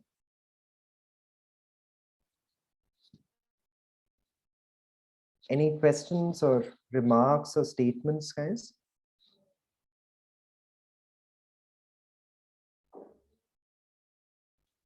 All right, so what we'll do is we'll play a short video. I hope you enjoy the session. I'd request all of you to check out the Gpods Fellowship, because that is where we consider all of these issues at length. We have global leaders coming in from various parts of the world. In fact, the fellows themselves come from various parts of the world, and there are workshops and there are guidance materials. There are speaking opportunities in terms of the Gpods fellows in the past have spoken at the London Climate Action Week and New York Climate Week, and UN events such as the Urban October UN Habitat event that was conducted recently. So as a Gpods fellow, you have all of these advantages, and you also have the networks of these global leaders with whom you can interact personally and discover how they could help you. So I'd request Shiksha here to play the short video that we have in store for you, after which will be the second session of our workshop, which will be taken by Arpit Chaturvedi, who is a public policy professional. Yes, Rohit, please go ahead. Sir, this one, what I wanted to actually talk about is when we are discussing about the FSI and FSA. Right. So we FSI see that, and FAR. Sorry, FAR. Sorry for this. No, that's okay. But in like when you mentioned in Hyderabad, there is not discussed on FSI and FAR. Right. But we have this concept in almost the entire state, wherein the simple logic of this TDR is given. Okay. So could you just tell me what is the difference between the two? Because whenever this land acquisition takes place, right, for highway expansion or flyover construction, right, or construction of metro rail, right, the TDR issues come into the picture. I'll have to, I think, Rohit, TDR is, if I remember correctly from my law school days, TDR is transfer of development rights, which is a separate entity altogether. It's a legal fiction that is created in response to acquisition by the state government.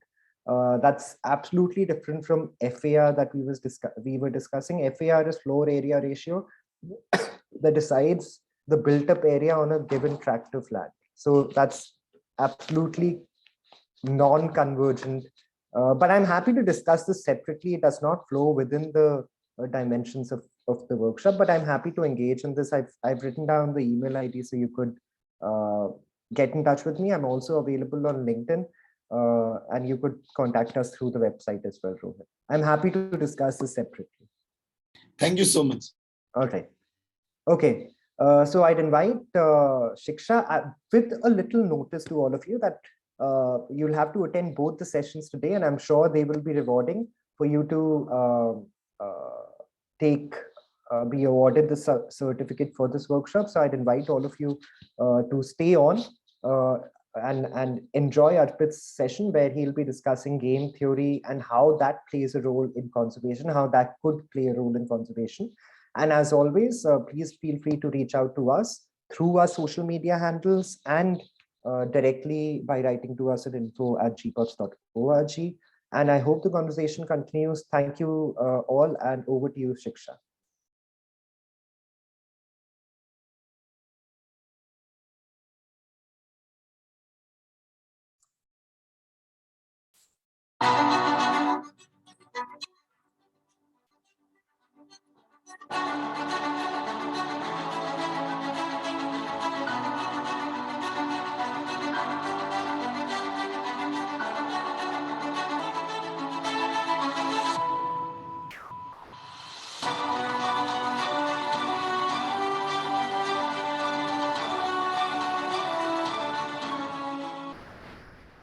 This is a place where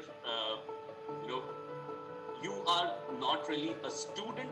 We are not really teachers. We are all coming together in a community of fellowship, and that's the reason why we call it a fellowship, where we think that everybody makes knowledge or builds knowledge based on the ideas that they already have in their mind. The problem is greenhouse gas emissions that affect the temperature of the climate. You have to go back to the basics each time you feel you run into an ambiguous situation. And that's where things like critical thinking and problem solving and root cause problem solving comes in. It's, for example, starts with defining first what the problem is rather than getting into solving the problem. We're seeing the limits of the multilateral system as it was conceived 75 years ago being reached. And you see a big fight going on many levels, including these disarmament affairs.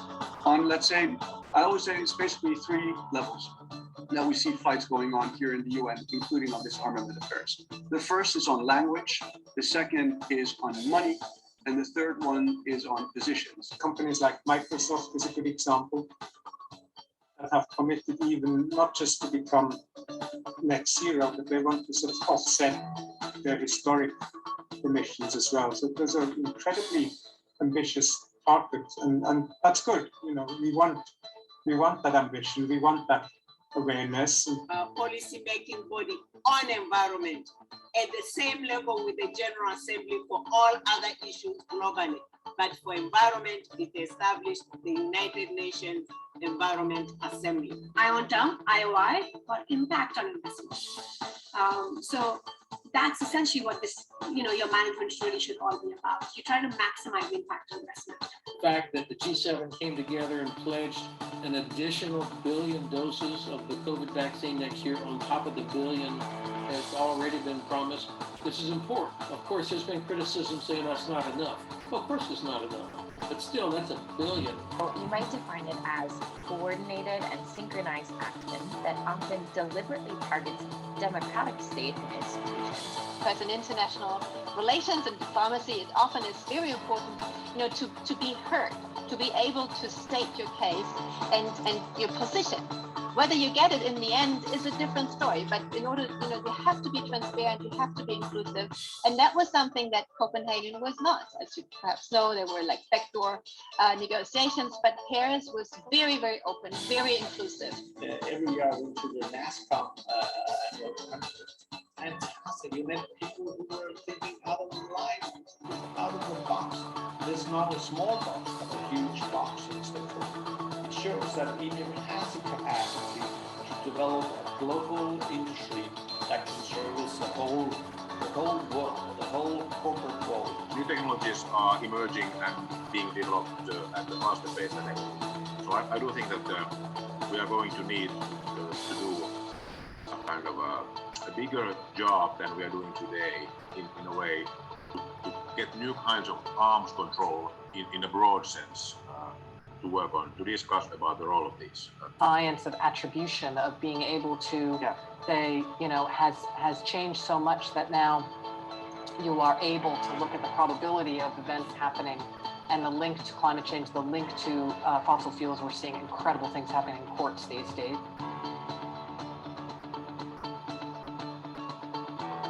Gpods has helped us build such a rich network of professionals who are truly global and, are actually working at the cutting edge of solving some real policy problems. The ability of Gpods to actually stimulate us intellectually is what best qualifies and characterizes it. I feel personally, for me, it has really broadened my horizons. So grateful to have had this opportunity over the last 3 months to get to know you all, and also just have such incredible mentorship and intellectual stimulation. Coming out of grad school, I think I was really lacking that in my life, and to be able to have such dynamic conversations. I would like to look at a case study of Cambodia in Thailand. In Thailand, in 2018, the government actually set aside a social security program that also provides an health security for the 1/5% of the urban poor, and it is called National Health Equity Program. And in this equity program, it comes with 2 facets. Number one, it's help to guarantee the health security of the people of the 1/5% of urban poor and of course the poor in the country, and also help to empower the hospitals and the district hospitals with equipment, with facilities that would aid them in attending to the urban poor.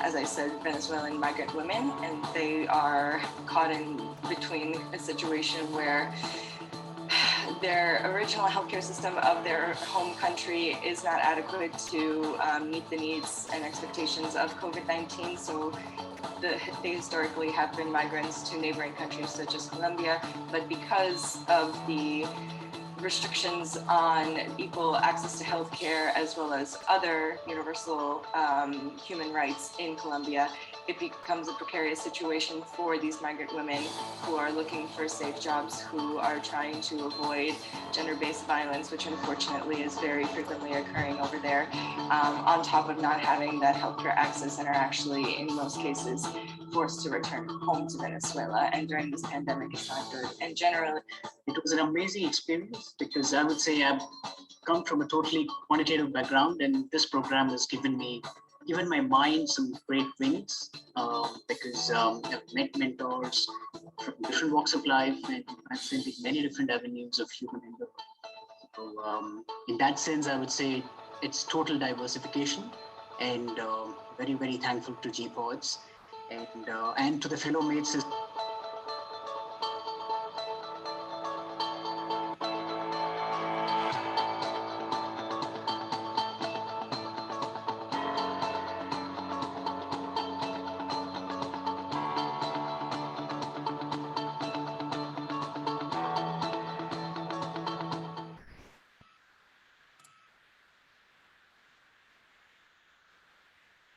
All right. I hope you guys enjoyed watching that video. Hi, everybody. My name is Arpit Chaturvedi. Hi, Shiksha. Good to see you over there. I'd request some of us to turn on our videos if comfortable, because it's just easier for me to teach you something such as game theory when I'm looking at you. Otherwise, just talking to a wall and teaching game theory is quite a difficult enterprise. So if some of us could please turn on our videos, that'll be very great. So I'll wait for you.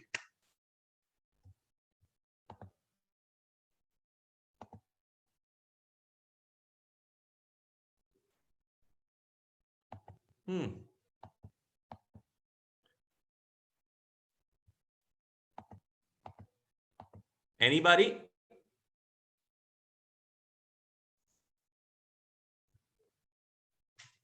All right. Hi, Rohit. How are you? Thank you so much.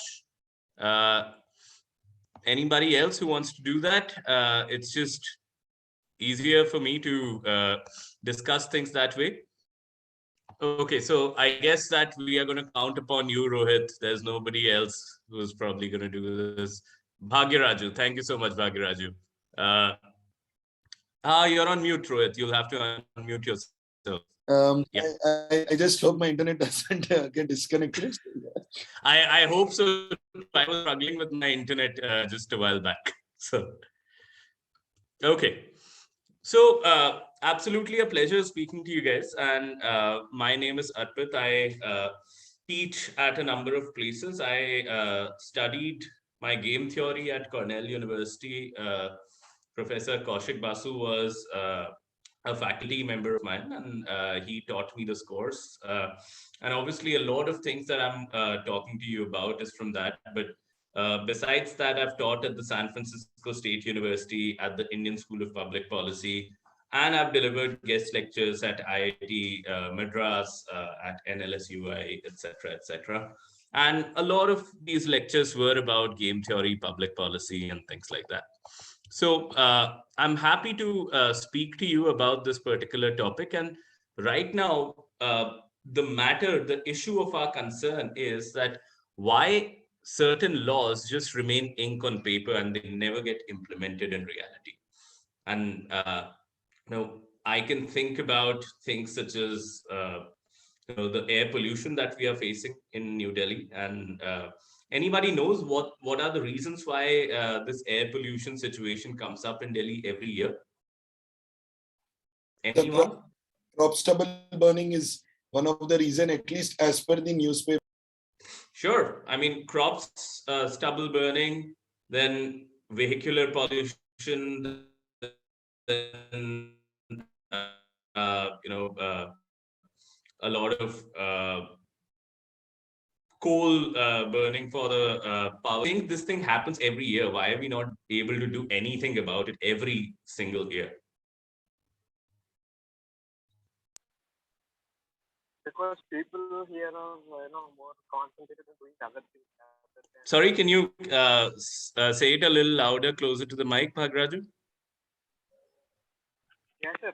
More on concentrating on the problems. People here, work on several aspects with profit themselves personally than the society. Okay. So you're saying that people are extremely self-motivated and self-motivated in the sense of self-interested, that they want to benefit themselves and not really want to solve the problem. Okay, so that's one thing that we're going to be talking about in game theory, that it's, in our nature, and a lot of times we think that we will, just send an executive, and that executive will be able to do, or a bureaucrat will be able to solve all of our problems, but that rarely happens. So there are a number of things that we get wrong when we are playing the game of life, or when we are making law. We think that by making laws, by just outlawing something, we are changing people's games of life. Okay, so we are changing people's self-interested behavior, but that doesn't really happen. Like, let me actually ask you another question, which is that why can you name certain laws or certain policies which you think are beautifully designed on paper? We always say this, right? That there are certain, in India, we have great laws, but they are not implemented well, right? And I personally believe that any law which is not implemented well was not designed well in the first place. Because while designing the law, you had an ideal situation in mind. You did not have in mind as to what will be the games of people when they are trying to implement that law. All right, so you're not accounting for all of that.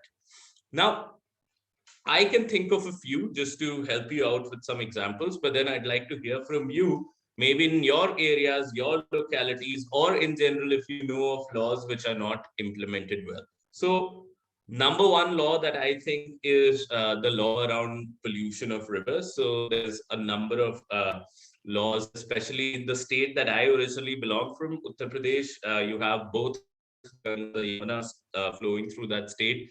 And just a couple of days back, we had the news that Yamuna was full of froth. Like, you actually saw froth in the river Yamuna. And, the Chhat Puja was going on, and you saw images of people actually drinking that water and, performing a number of rites in that water.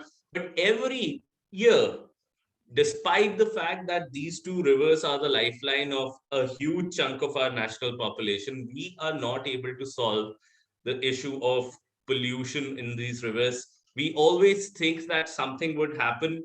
COVID actually did it. When COVID was there, we saw that these rivers were pretty clean for a couple of weeks. And then after that, we got back to the same old business. And despite the fact that throwing pollutants in the river is criminal, it's a crime, we still do it, right? Can you think of some other issues? So, for example, I think of things like discrimination against or atrocities against the scheduled caste, scheduled tribe populations. I have worked at the National Commission for Scheduled Castes. There's a SC/ST Prevention of Atrocities Act, and that act makes it criminal to do any atrocities against the scheduled caste population. And the question over here is, despite the fact that these acts, these laws are in place, despite the fact that these laws are talking about some very progressive ideas, why are they not implemented? So any other examples that you could give me from your own experience, from your own communities, of things which are prohibited, but I mean, we still do it? I think the classic example which will be prevalent in any city is how the idols of deities are immersed in water bodies, and every year we hear plaster of Paris will be banned from this year, that year, next year, but the ritual keeps on continuing, citing the religious sentiments of the people. And this word, I feel, is very abstract sentiment, because there was recently a tussle between the government of Telangana and the High Court of Telangana, where the government even agreed to challenge the High Court order in the Supreme Court, saying how they can hurt these sentiments. And we had political parties saying they would obstruct all academic, sorry for using academic work, all routine work when it comes to this prohibition of idols. So that is one case. And the second case I would like to mention is we have this government order number 111, which is issued in the year 1998 by the erstwhile AP government. And even today, the encroachments continue around the 2 drinking water reservoirs. Yeah. It is a very big topic for political gain in certain assembly segments because of the real estate pressure. Yeah. Then the government itself violated its order blatantly, where the current airport, which the entire city of Hyderabad celebrates as a landmark in terms of infrastructure, development. The Rajiv Gandhi Airport. Yes, is again in the same Geo 111 zone itself. So I think classic examples would be available of multiple cities. Yeah. And I feel that state governments or national governments violate their rules and regulations themselves, but expect the citizens to follow it or face legal proceedings. So I think that's a very big conflict or tussle between the state and its people.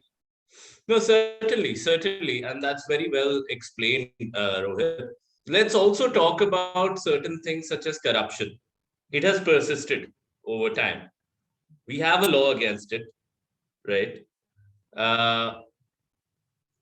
Why do you think that corruption still exists? Despite the fact that we have the Enforcement Directorate, we have various agencies within the PSUs. You have somebody who's called the Vigilance Commissioner as well. There's just such a vast apparatus in the government to curtail corruption, but we still have it. Because we think somehow that just by having a law, just by having these agencies, we are going to change people's game of life. We are going to change what people can actually benefit. They would forego those benefits. First, we think that bureaucrats are automatons. They are not self-interested human beings. So the bureaucrat can come there and a bureaucrat can enforce the exchange of bribes, etc. So if I can ask a related question, actually, now this is something that I had a discussion with Professor Kaushik Basu with. When he was the chief economic advisor from Manmohan Singh, he told us that until that time in India, giving bribes and taking bribes both were illegal, right? And after that, what happened, they advised, a bunch of advisors, including Dr. Basu, advised to the Prime Minister that let us have a law where giving bribe is not illegal, okay? Giving bribe is not punishable by law. Taking bribe is. Why do you think that changing, so earlier both were illegal and now only taking bribe was illegal? Why changing that would improve the situation? So now this makes me think that when we are talking about you said bureaucracy not supposed to be selfish. Yeah. They are supposed to be selfless. But they are not. But they are not. They won't be, because the problem comes that how will you suppress individual desire? Now, if you cannot. We cannot. So even in, I think any sector, individual desire can never be suppressed. I think the own constitution or own law gives that the person should have all the freedom to do what the individual wants to. Yeah. And I think till the notion of this collective well-being comes in, we cannot challenge that. And second thing, maybe, let us say that notion will not come in. Let us say that notion will never exist. Okay, fine. So then I would still support the person who gives bribe not being penalized is because of the fact we all aware of the issue of inequality, and then there may be some person who would be in dire need, and then we need to give his individual well-being. So let me tell you, the corruption cases reduced after you changed the law, after you made giving bribe as not illegal and taking bribe was still illegal. Corruption cases reduced after that. Why? Because taking is illegal. It may be. Earlier there was higher when taking was still illegal. Officer. Sorry? It may be a check for the respective officer to determination in his or her personal work, like that. Maybe you're on the right track, but no, not exactly. Anybody else? Rohit, yeah. Because of citizen service centers where you pay 10 rupees service fee and get the work done? No, not really. Not really. Anybody who has studied economics over here? Or anybody who spent a lot of time thinking about corruption? Okay, think of it in this manner, that you have,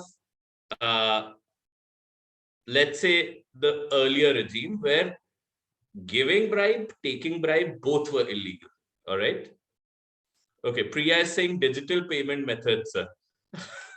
Yeah, but that is not the exact reason. That is not the exact. That's something that would anyway, exist. Like there are so many ways of,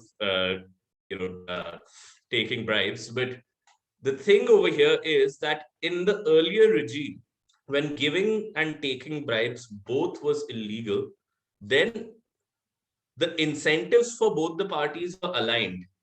Once I gave the bribe to an officer, okay, then both the officer and myself, we are both against the law. We are both on the wrong side of the law, right?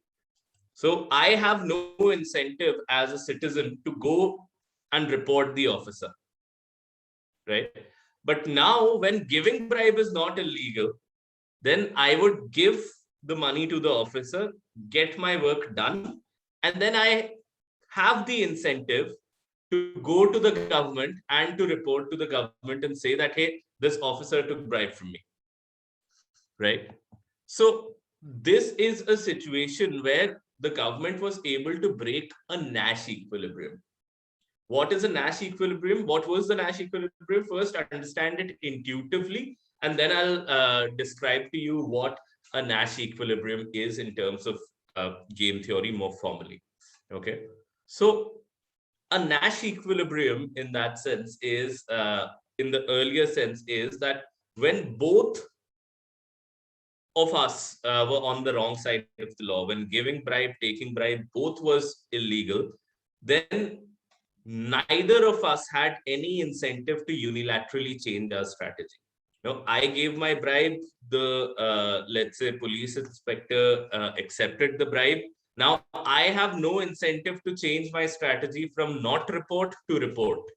Okay. I have zero incentive to change my strategy from not report to report, because if I report, I am also on the wrong side of the law. I will also be behind the bars. I will also be penalized, right? So that we were stuck in a Nash equilibrium, because Nash equilibrium is a particular situation where any deviation from the current strategy, any unilateral deviation from the current strategy is not in anybody's favor. So nobody has the incentive to unilaterally change from the current strategy. An easy example to understand Nash equilibrium is, why do we drive on one side of the road? So, you know, left side is not better than the right side to drive, but in a particular nation, there's a norm that, you know, in India, for example, the government just said that we will drive on the left side of the road, and we started driving on the left side of the road, right? It doesn't really need a lot of enforcement from the police's side, although in certain parts of the country, you would still need that enforcement. But typically, you don't need a lot of enforcement to get people to driving on the same side of the road. If you are driving, if the society is driving on the left, then it is not in my unilateral incentive to change the strategy, and I just start driving on the right side of the road when the whole of the society is driving on the left. Because if I do that, I'm in for a car crash, right? So I have my own interest to safeguard that if I go away from the Nash equilibrium, I would probably be hurting myself. I'll be harming myself. So unilaterally, nobody can change from driving on the left side of the road to driving on the right side of the road, right? Let me give you one more example, then we'll go to the presentation and we'll understand things more formally. So how many of you consider yourself to be punctual people? How many of you think that you're punctual? Okay, Priya says that she's punctual. Rohit, your smile tells me everything. Bhagiraju, do you think you're a punctual person? Sometimes. So you mix your strategy, right? Okay. So what if I told you that in a country where people are unpunctual, it pays you to be unpunctual? And in a country where people are punctual, it pays you to be punctual. You ever thought about that? So let's say you are a punctual person in an unpunctual country. You reach every place, let's say, right on time. I'm not even saying, you know, half an hour in advance, like I cannot do that. But let's say right on time. You always reach a place right on time. Okay. And let's say, you know, somebody else comes in into the meeting. Let's say I come into the meeting then 10 minutes late. All right. You have lost out on your 10 minutes over there. Okay. Then Bhagiraju, let's say, comes into the meeting 20 minutes late. Okay. Now I have lost out on 10 minutes. You have lost out on 20 minutes. And then we start the meeting after 20 minutes. Okay.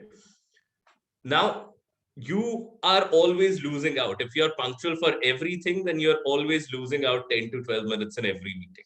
All right. But for the folks who are unpunctual, I lost a little lesser than you because I came 10 minutes late. Bhagiraju lost really nothing if he came 20 minutes late. Okay. Now, the point is that if you're in a punctual country and you're an unpunctual person, then there's a problem. If you're in a punctual country, then if everybody is starting the meeting right on time, let's say at 2:30 p.m., and you come in at 2:35 or you come in at 2:40, then you have lost out on 5 minutes or 10 minutes of the meeting content, right? So everybody is not losing, it's just you who's losing. So in a country where everybody is punctual, and that's why you would see that when Indians go to the United States, suddenly they'll become punctual, right? Suddenly we all become punctual. Or now I think things are improving. But earlier, I remember when I was a kid, we used to just throw all the trash. Like if you're eating a chocolate, you're eating something, you're drinking fruity or whatever, you'll just throw it by the street, right? And then gradually, typically, I think that it warrants some research. For me, my sister told me, and then my girlfriend told me that, you should not do that, etc., etc. And then I changed. And I think in most families, it's either, a girlfriend or a sister or whatever who tells you to stop, and you eventually stop doing that. But typically what happens is that when you travel to another country where people just don't do it, you stop doing it yourself, right? In your own country, when you see that, acha, you have so much of kachra accumulated in one place, one more is not going to hurt it, right? So you'll still do it. So these are two different Nash equilibriums. These are two different Nash equilibria.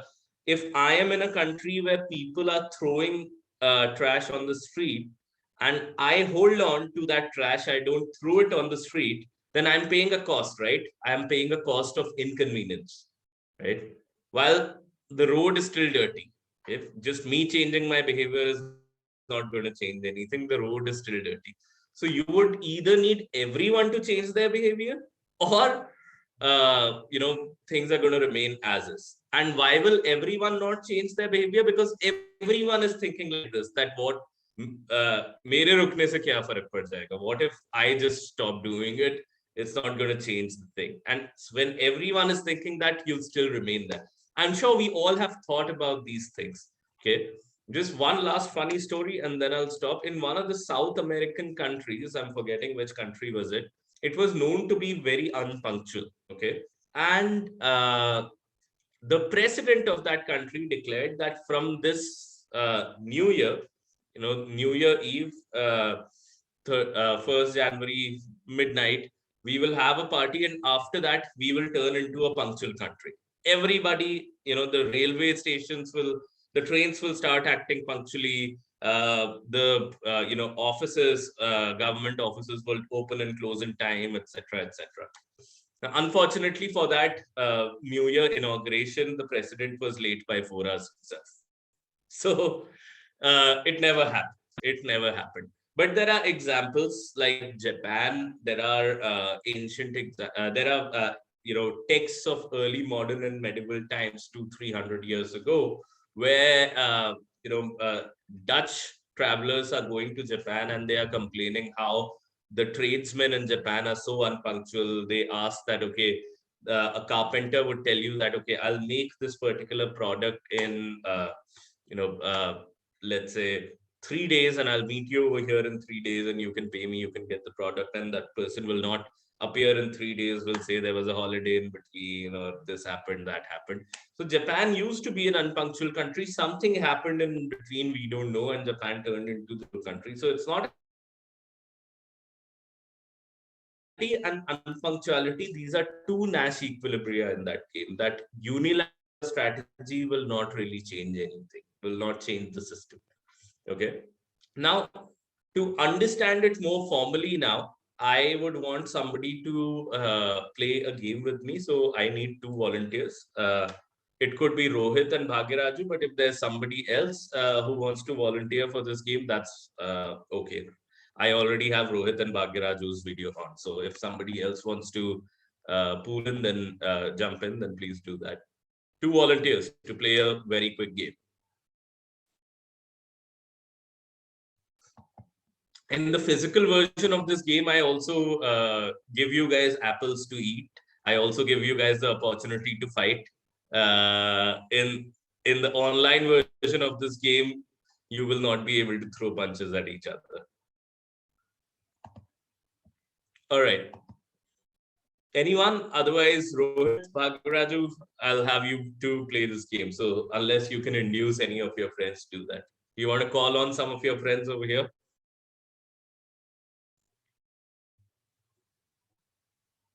Okay. So without wasting much time, then let me have you both play this game. Bhagaraju, you'll have to speak closer to your mic, okay? Cool. All right. So I'm going to share my screen and open out my presentation. And here is the game. Okay. So we have 5 apples kept in front of us. All right. Now imagine these apples are kept inside of a classroom and you get classroom. Okay. Now, all you guys have to do, and let's say that apples, they represent resources in, this is the sum total of all of the resources in the world. You want to have these apples, okay? Now you are standing outside of this classroom. You have to decide as how are you going to distribute these apples amongst yourself. So Rohit and Bhagiraju, you are there. Just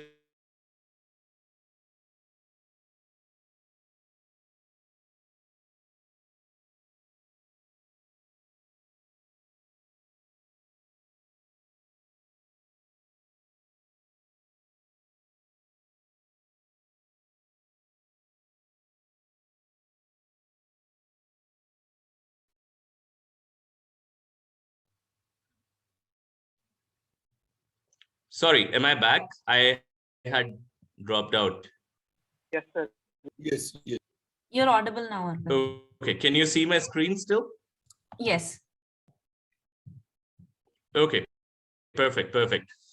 Bhagaraju, tell us how will you distribute these apples amongst yourself? Firstly, I want to discuss with Rohit bhai sir on distributing. Then we'll go by mutual understanding. It will be Yeah. So you can discuss. We are all here listening to how you negotiate. So why don't you guys just go for it? Rohit bhai, what's your idea? Sorry. I think he's Rohit, you'll have to unmute yourself. Yes, I have. He says that what is my idea of bargaining or distributing the apples? Not exactly, sir. It totally depends. It totally depends on you. As well, yeah. It totally depends on you. So you have various options. You could take 1 apple. You could take 1.5 apples. You could take 2 apples. You could take 2.5. You could take all of them. Give Rohit nothing. You guys have to decide amongst yourself. How will you do it? So go ahead. You just need to give Rohit an offer. Rohit, then you can accept or reject that offer. Yes. Bye. As I took the initiation, I will take 3 of them and I will give you 2 of them. Okay. So you're telling you would give me 2 apples and you would take 3 apples, correct? Yeah. Okay. So could you just tell me the logic of this distribution? It's just a simple logic. But I just started the conversation. That's why I'll take 3 apples. He did not take an initiative. That's why he just wants to have more of those, Rohit. He's just greedy. He wants more. So even I can be greedy and I can demand him all the apples.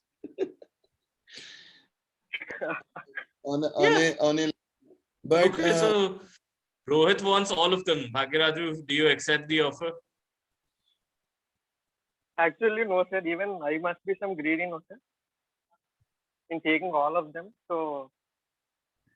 Sorry? Yeah. Acha, you also want all of them now. Okay. What's the most efficient solution of this problem? What's the most efficient solution of this problem? I'll take 2. Then Bhagyaraju can take 2 and Arpit sir can get 1.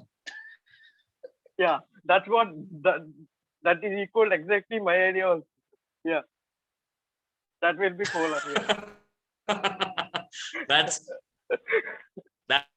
the typical bribery mentality. Okay, hey, give it to the officer, baki khal.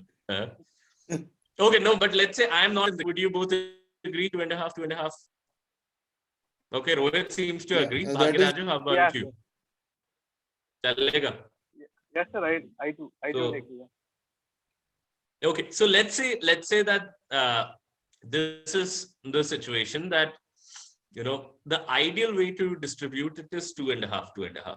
Okay, but let's say Rohit and Bhagiraju, you guys decide when you're standing outside of the room that you both are going to act like gentlemen and you're going to distribute 2.5, 2.5 of those apples. All right, and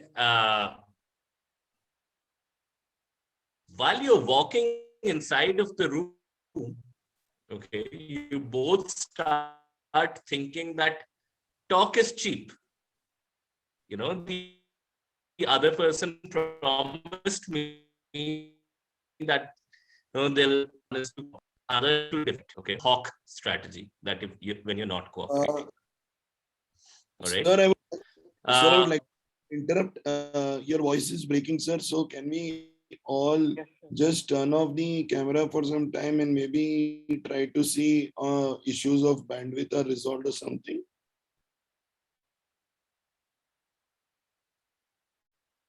I cannot hear you at all and your screen appears to be frozen or something like that. Let me just see. No, I think it's probably because my internet connection is not that great. It shows red, sir, in your system, the strength of the network. I think it's showing me red. Okay, is it back on now? We can hear you properly, Arpit. I suppose the video is glitching a bit. Okay, so all right. How about now? Is it back? Yeah. Yes, sir. Yes, sir. Can see and hear you. Okay, perfect. All right. So now let's say initially both of you cooperate. All right, and both of you just start walking towards the room and you decide that you'll cooperate. But while you're walking inside, you start having doubts. You start thinking that, okay, what if, let's say Bhagiraju thinks that what if I go inside and Rohit defects? Okay, Rohit plays the hawk and runs away with all 5 of the apples. Okay, because promises don't really mean anything. What if I am just coolly walking inside and trying to look where that knife is from which you'll cut 1 apple into half and then you'll have 2.5 to each other, while Rohit just rushes in and then puts all of the 5 apples kept on the table in a basket and then runs off, right? You don't want to be in this situation, Bhagiraju, right? Where you have nothing, Rohit has all 5. Okay. And similarly, Rohit could also think that, okay, what if walk in like a nice person and I think that Bhagiraju will keep to his promise, but Bhagiraju doesn't keep to his promise. He is a hawk. And when I'm walking in, I'm looking for that knife. I'm just walking in coolly and slowly and Bhagiraju just rushes to the table, puts all of the apples in a basket, runs away. What am I going to do? Rohit doesn't want to be in this situation where he's left with nothing. Bhagiraju has all of the 5 apples, right? So eventually what's going to happen is that both of you, since, the rational thing to do is not to trust the other person, and the rational thing to do for each player is to maximize, both of you will play hawk, isn't it? So what's going to happen over here is, even if you don't know what is the other person's strategy, your best strategy is going to be to play hawk. let's say the setting over here is that if you both cooperate or if you both play dove, then you can divide 2.5, 2.5. If one cooperates and the other cheats, then the person who cheated gets 5, the other gets 0.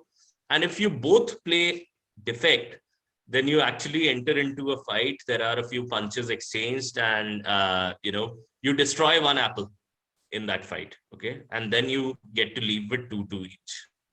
All right. So now, in that sort of a sense, what is your best strategy when you're entering the room? You don't know what the other person is going to play. You don't know whether the other person is going to play nice or the other person is going to play the hawk. What is your best strategy when you don't know what the other person is going to do?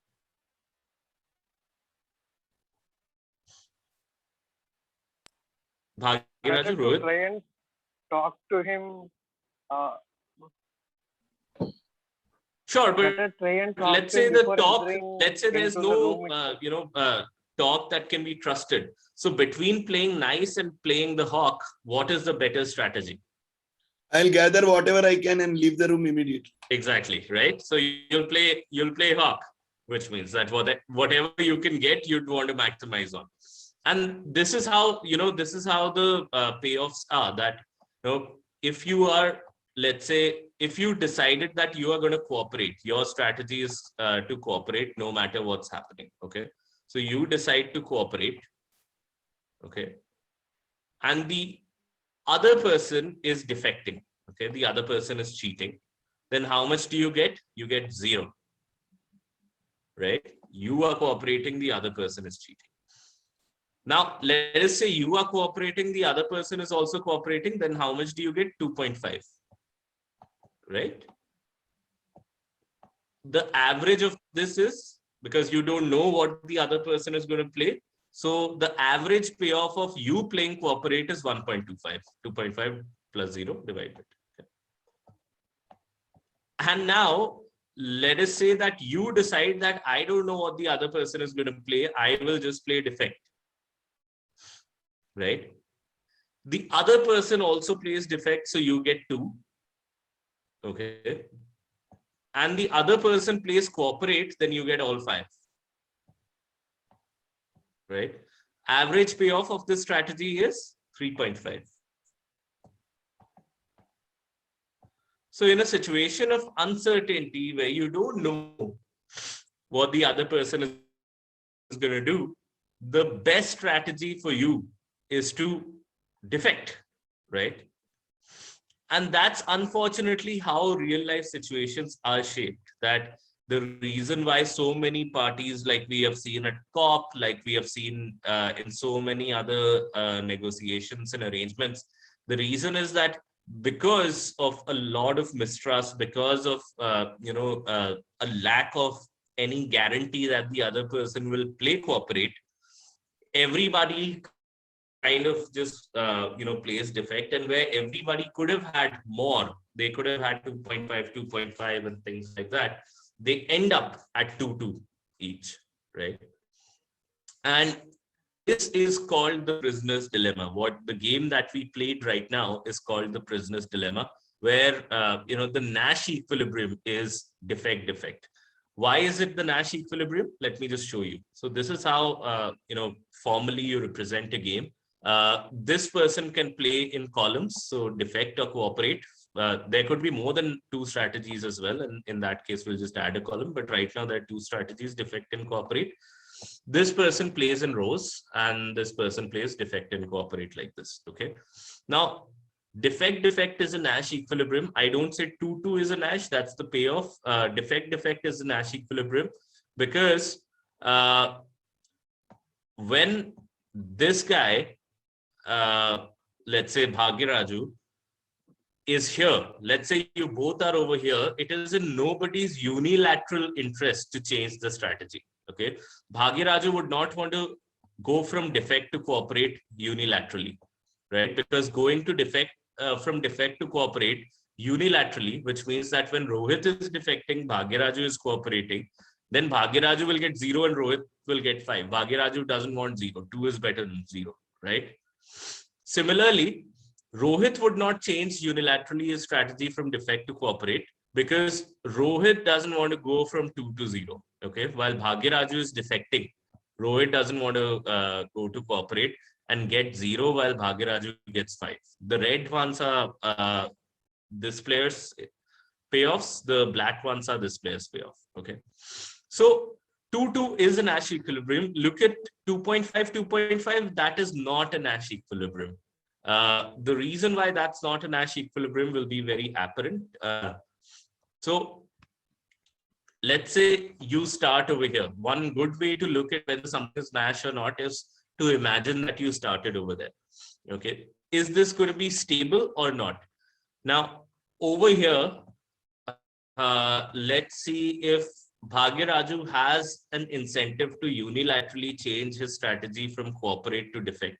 So if Bhagyaraju moves from cooperate to defect over here, that would mean that Bhagyaraju will be in a situation where Rohit is still cooperating and Bhagyaraju is defecting. So Bhagyaraju gets 5, Rohit gets 0. So Bhagyaraju has an incentive to move from cooperate to defect, right? Similarly, if you are here, does Rohit has an incentive to move from cooperate to defect? He does, because he would want to move from 2.5 to 5, right? So that means this is not a Nash equilibrium, and this is a Nash equilibrium. And typically what happens is that rational people will always go to the Nash equilibrium outcome, okay? Either you need a little bit of irrationality to seep in. So things like, nationalism or this or that, some sort of a romantic idea to keep you at the cooperate equilibrium. Or what you need is, some other form of things that we are going to talk about. So we are going to talk about certain, ways. We're going to talk about 4 broad ways in which how you can escape the Nash equilibrium. Okay, but first I want to stop over here. I want to understand if you have any questions. I want to understand if you have any thoughts or comments on why we always defect or not. It's not necessary that we'll always defect. If the game looks something different, then the Nash equilibrium could also be a nice Nash equilibrium. If I give you an earlier example, see, look at this one. Look at this game. This is the driving game, that if you drive to the left, if the society drives to the left, this is one Nash equilibrium. If you drive to the right and the society is also driving to the right, this is also a Nash equilibrium. So there are 2 Nash equilibria over here, because you would not want to unilaterally move from left to right, 5 to -1 over here. And even over here, you would not want to move from 5 to -1. Okay. So now the thing is that whenever you have laws where the law says that you have to cooperate, okay, it doesn't mean that you'll start cooperating, because you would not move away from the Nash equilibrium, really. So, and that's what's happening in case of clean air, clean water, that, the law tells me not to, logic tells me that I should not burn greenhouse gases, which means that I should not burn coal. I should not, switch on my AC, over consume electricity. But if I have a factory and my livelihood is dependent on that, and that means that I would pollute, eventually, when everybody will die, I will also die. But until then, I will have to live and I will pollute, right? That law or whatever that logic is not really going to change my game of life. Okay. So I need to understand then that what is something that can change my game of life. Only then will I, when you create cooperate as a Nash equilibrium, only then will I start changing my behavior towards cooperation.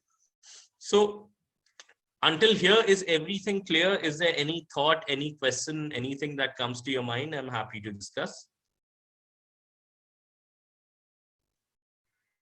Okay. So now my question is that, let us say that this is a situation. Now you want to create a law. We're going to talk about 4 ways in which, you can probably get people to cooperate, okay, and not play the defect all the time. What will you do given this situation to stop people from defecting?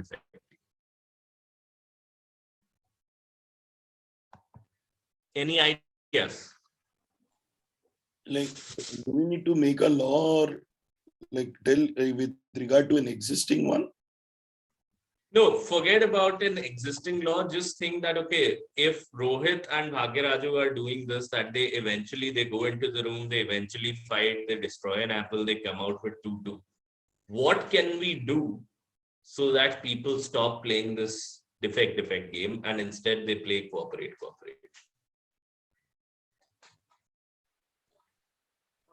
If I tell them that, guys, you should just trust each other, they will not do it. Bhagyaraju. There must be a law that those whoever enters the room should take the equal of, otherwise no apple should be allotted to them. Okay. That is exactly the kind of thing that I'm talking about. So one thing is the carrot and stick strategy, the penalty strategy. All right. So let's say if I put a robot outside, not a human being, because human being can then collude with either Rohit or Bhagyaraju and do all of those corruptions, right? But what if I put an automaton, a robot outside, which when you're coming out scans how many apples do you have in your hand, okay? And let's say Bhagyaraju is coming out with 5 apples. The robot automatically understood that Bhagyaraju is coming out with 5 apples. That means he defected, okay? So what's the robot going to do? Let's say the robot will put a penalty of 4 apples on Bhagyaraju, okay? So this becomes 1. From 5, it changes to 1. Okay, for Bhagyaraju. Similarly, if the penalty also applies to Rohit, and if, in a hypothetical instance, he sees Rohit coming out with 5 apples, then he will also take 4 apples, and you have just 1 over here. All right. So now when you know that this is going to happen, okay, when you know that if you defect and you will get a penalty of 4 apples, then suddenly this becomes a Nash equilibrium as well. Cooperate.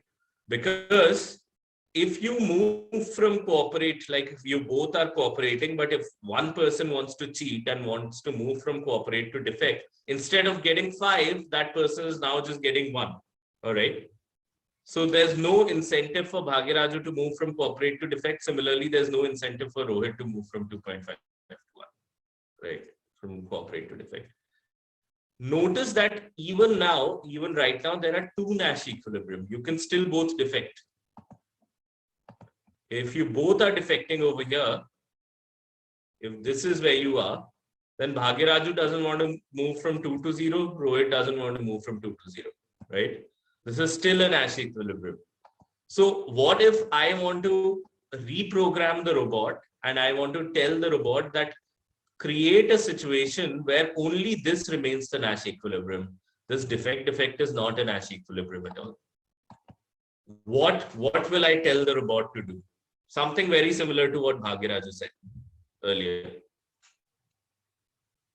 So let's say I tell the robot that maybe something like each one gets 1, and if it's more than 1, then it's snatched away. Well, each one gets 1, and if it's more than 1, then you just take it away. That has a problem that even if they are coming out with 2.5 each, the robot will take 1.5 from the other person and just give 1 to each. Okay. What I can do so that everybody will just play cooperate, end up with 2.5 is that I will program the robot and I'll tell him that if they are coming out with 2 each, that means both of them have defected. Okay. Both of them have played hawk, which is against the law in this particular situation. So if both of them are coming with 2 each, you take away both their apples. So make this 0-0 and also give them a little bit of an electric shock as a punishment. Okay. So, or maybe put them in a jail for 1 night as a punishment. Okay. So let's say not only make it 0-0, I make it -1. So both defecting is even worse than just one person defecting. Okay. And now, as you see, this is not a Nash equilibrium because Bhagiraju would want to move from -1 to 0. Rohit would want to move from -1 to 0. So this is no longer Nash. This is just the only Nash equilibrium over here. Okay. So this is a carrot and stick strategy. Clear until here? Okay.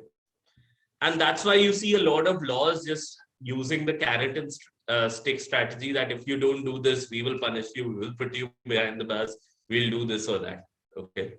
The problem is that with carrot and stick strategy, you need a lot of monitoring. You cannot always catch people when they're doing something against the law. Right? You would need somebody to sit there and monitor, right? There is another strategy to escape the prisoner's dilemma, that is to have infinite games. Okay, so let's go back to this game. Let us say Rohit and Bhagiraju were going to play this game every day. Okay, every day you both will come in. There'll be 5 apples kept inside the classroom, and we'll ask you to play this game every day for the rest of your life for infinity. All right. And I put nothing. I put no punishment. I put no, sort of a deterrent for you. You just have to come in and you play this game for the rest of your life. Okay. So one way to play this game for the rest of your life is that every day you defect. Okay. Every day you are thinking like, okay, I'll play defect. You'll play defect. Every day we are going to fight about this. Okay. It's hard. It's, problematic to play defect every day. What's typically going to happen is that you both might start cooperating initially. Okay. And then one day, one of you might get greedy. And one day that person, let's say, Rohit gets greedy one day. You're playing 2.5, 2.5, 2.5 every day. Rohit gets greedy one day. And Rohit defects and gets 5, so gets a advantage of 2.5 because, gets an advantage of 5 on one day. Okay. But next day onwards, Bhagiraju will also play defect because Bhagiraju now knows that Rohit has cheated. So next day onwards, Bhagiraju is also going to play defect. So for the rest of your life, you're stuck over there, right?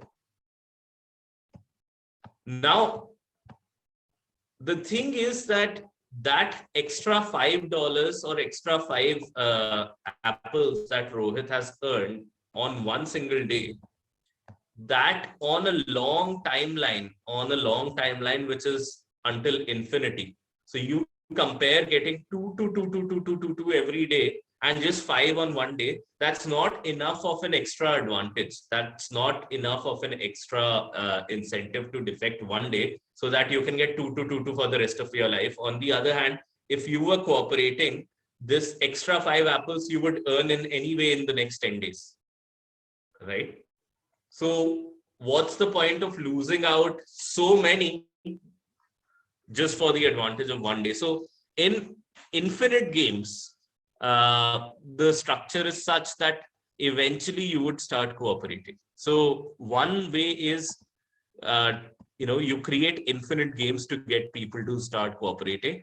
There are examples of that. So for example, UK and France, for the whole of the history before modern age, or before, World War I, World War II, they were the worst of enemies all the time, right? They had competing claims on each other's lands. The King of France would call himself the King of France, and England, the King of England would call himself the King of England in France. So there was a lot of dispute between these two. But when they realized that they're in an infinite game, France cannot just obliterate the UK. UK cannot just obliterate and destroy France, right? When they realize that these two entities are going to, be there forever, at that point of time, they realize that they are in an infinite game, and gradually you saw them cooperating with each other, right? So similarly, if there are two countries which are fighting, one country will think that they can just destroy the other country completely, right? You know, if India and Pakistan are fighting, you can think about the same calculations that India might think that one day we'd be able to break Pakistan completely as an existing unit. And Pakistan might think the same about India. And as long as you're thinking like that, you're not in a sense of infinity, right? Let's say you were playing this game just for 3 days, okay? You were playing this game just for 3 days. Will you still cooperate? Will you still come to the cooperate Nash equilibrium? Will cooperate become a Nash equilibrium if you're just playing for 2 days or 3 days? Any idea, Rohit, Bhagiraju? So one day you come, you have 5 apples in the class, you have to distribute it. Day 2 you come, you have to distribute it. Day 3 you come, you have to distribute it. Will you still play cooperate if you have to meet for 3 days? I think it depends, because if my colleague is cooperating, then maybe I will have the incentive to cooperate. But otherwise, I would just say, like, a simple example is, let me just go a bit off track. So if we are talking about the student mess council running the dining hall in the institute. Okay. So every day the student may expect to get some extraordinary item of breakfast. For example, paratha or masala dosa. But they just don't cooperate. They're the worst in every school. Even though the mess will be serving that, they will still have complaints that this is not good, that is not good, and this. So we cannot actually make them to cooperate all time. They will always play in this defect mode. Yeah. So then the best incentive for the mess council is to withdraw those items and give the items which will force them to cooperate. Sure. And so they'll play defect. And this is the whole thing, that if you think that you are only going to meet or play a game for a definite period of time, you will be able to calculate backwards and you will defect from day 1. So let's say that this is the game, and you both have to play the same game thrice in a row. So what is going to happen day 1, day 2, day 3? Let's say Bhagiraju would think that Rohit is a rational player. So on the last day, even if we cooperated on day 1, we cooperated on day 2, last day, Rohit would want to maximize because we are not meeting each other again. So on the last day, Rohit would play defect, right? Because after that, the game is over. So what should you do? That, first and second time you might, even if you're cooperating, last day, Bhagiraju would think that Rohit is definitely going to defect on the last day to maximize, okay? Because I have been cooperating, so which means Rohit has understood that I will cooperate all the time, and I will still cooperate on the third day, Rohit will defect, okay? So which means that even my best response on the third day should be to defect, right?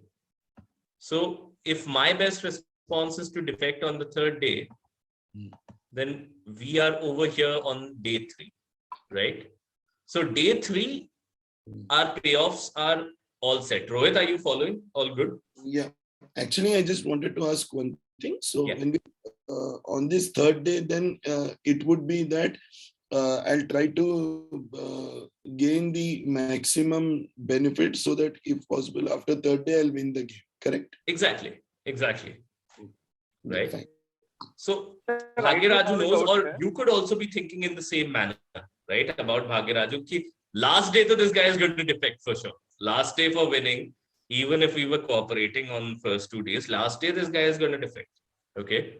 So which means that your best response on the last day is to defect as well. So last day, fate is sealed that you both will defect. Okay. Now you will start backward calculating that Bhagiraju wants to win the game. Last day, our fate is sealed that we will defect. Okay. Which means that Bhagiraju will think of defecting on the second last day to win the game. Right. which means that now you will also have to defect on the second last day to win the game, right? And if you also have to defect on the second last day to win the game, then Bhagiraju will think that, acha, Rohit, last day we will all defect. Second day, Rohit will try to maximize, so I will also have to defect. And that's why first day we will again both have to defect. So by backward calculation, it's defect, defect, defect all the way through. All right. And here you are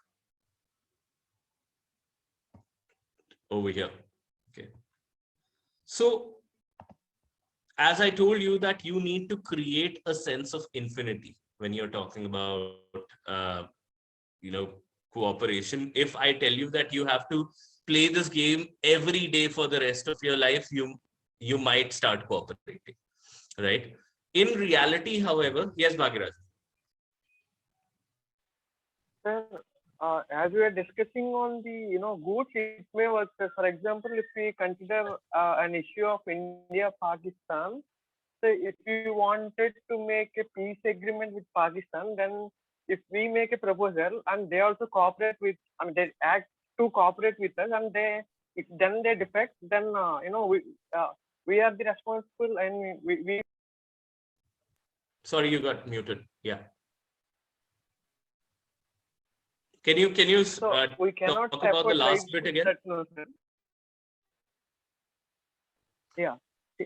Means as we are talking about goods, we are fine, sir. So if you wanted to talk regarding the lives of the people, see, we are responsible for making our own lives at risk, no, sir, in playing the infinite game. Sure, but look at it this way. If you talk about India and Pakistan, have you guys noticed that with every new prime minister, whether in India or whether in Pakistan, with every new prime minister, you start on a friendly note and then gradually you become enemies, right? Because every new person who comes to the office thinks that they will solve the problem. Trust me, every new politician thinks that they will be able to solve this problem, right? But the structure of the game is such that, okay, you fall into that dilemma that what if I cooperate, they defect, then I will come out as a fool, right? So both eventually defect, okay? But what also happens in real life is that sometimes breaking it down into stages, it also, creates, so theoretically, if you have limited time games, limited term games, you can backward calculate and it'll all be defect all the way. But in reality, sometimes when you break things down into stages, you can bring about cooperation and trust. And I'll give you two examples. One is the India and Pakistan example, and another, I'll give you a sustainability example over here.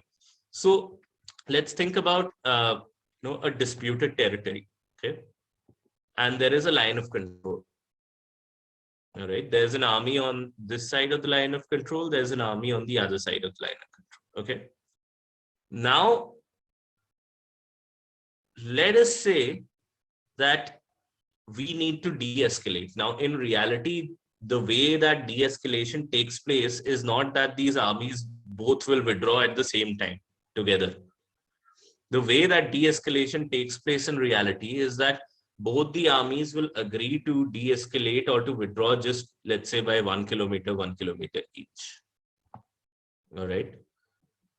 So what's happening is that if both have withdrawn 1 kilometer, and if this army has cheating in their mind, and if they want to occupy all of this territory that this army has seceded, so they will start rushing towards this area. This also gives time for this army to rush back and re-establish the status quo, re-establish the original, status quo. Okay. But if this army does not really rush back, okay, both have withdrawn 1 kilometer and the other side also keeps them, then there is some bit of trust which is established. There's a little bit of trust in both of the parties now. Okay, that they are not rushing back to even reclaim the land that I have withdrawn from. Okay, now is the right time to withdraw, let's say 3 kilometers each. Okay. And the same thing, that both the armies have withdrawn 3 kilometers. If this army wants to cheat, then they will start rushing back in the hope of occupying the territory that I have ceded, but also gives me the time to rush back and I can reclaim the status quo. But if they don't, then we have some more trust established between each other, right?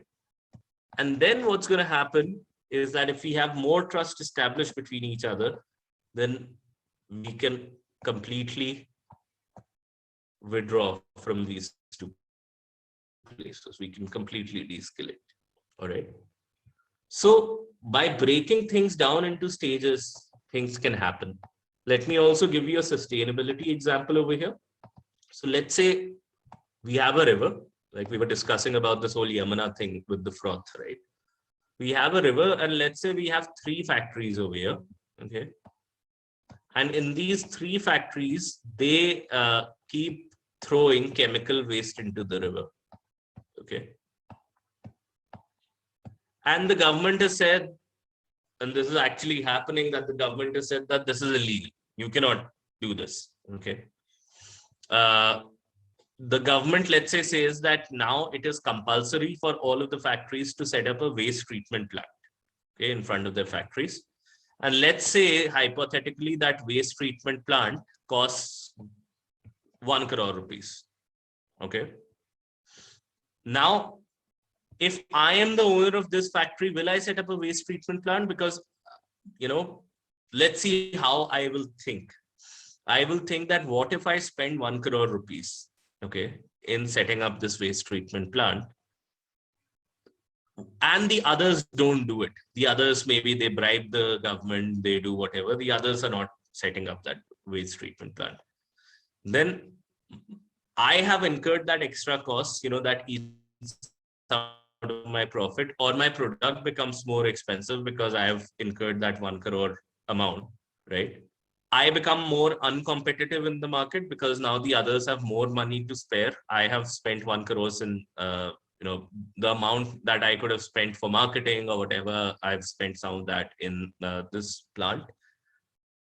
The river is still dirty because the other 2 are still, you know, throwing their waste, throwing their chemical waste. So nothing really happened. So why should I spend this 1 crore over here to A, become uncompetitive in the market, and B, the river is still going to be dirty. Okay. And the second factory owner is also thinking in exactly the same way, that why should I spend if the other 2 don't spend?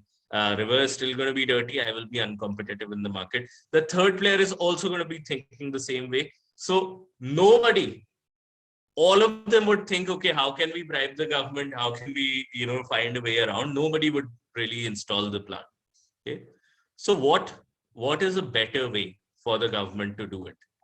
To break it down into stages. And that's why you'll also see that all of these COP or, you know, Paris Climate Agreement, etc., they do things in various phases. The first thing that they do is they'll just take written agreements or verbal agreements from the government of various countries. Let's say even here, you take an agreement from all of these, you make them sit together and you take them an agreement that, okay, I am willing to set up a waste treatment plant. Okay. Now, right now, the talk is still very cheap. Okay. It doesn't really, agreements don't matter much, you might think. Okay. Let's say stage 1 is just sit together and just sign a paper that, okay, I will do it. All right. And everybody thinks, okay, what's there in signing a paper? We'll just say that we'll do it. Okay. Let's say stage 2 is that the government is asking them not to incur expenses, but to just leave out some space, some dedicated space in front of the factory where they will be setting up the waste treatment plant.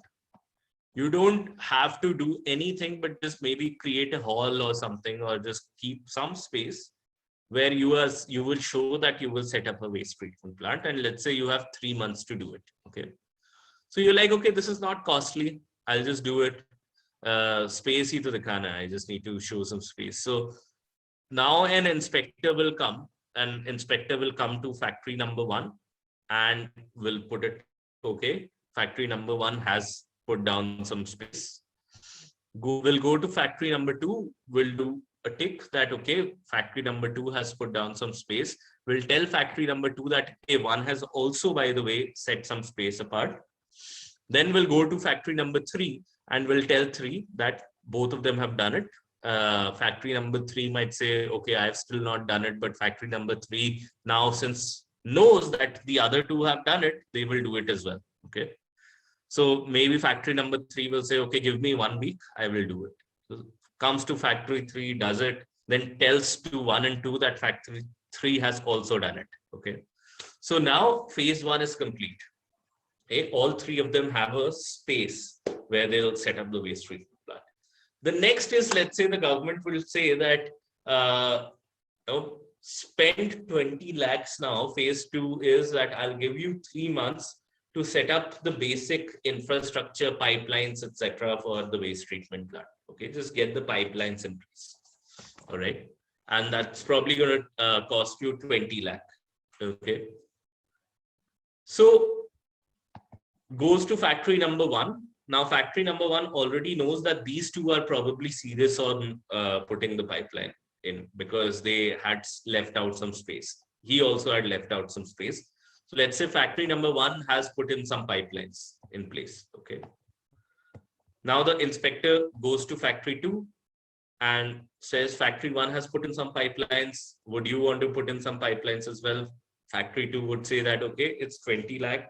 And if factory 1 is serious, then maybe factory 3 is also doing it. So give me a week or something, I'll do it as well. Factory 2 puts up a pipeline over here. Okay.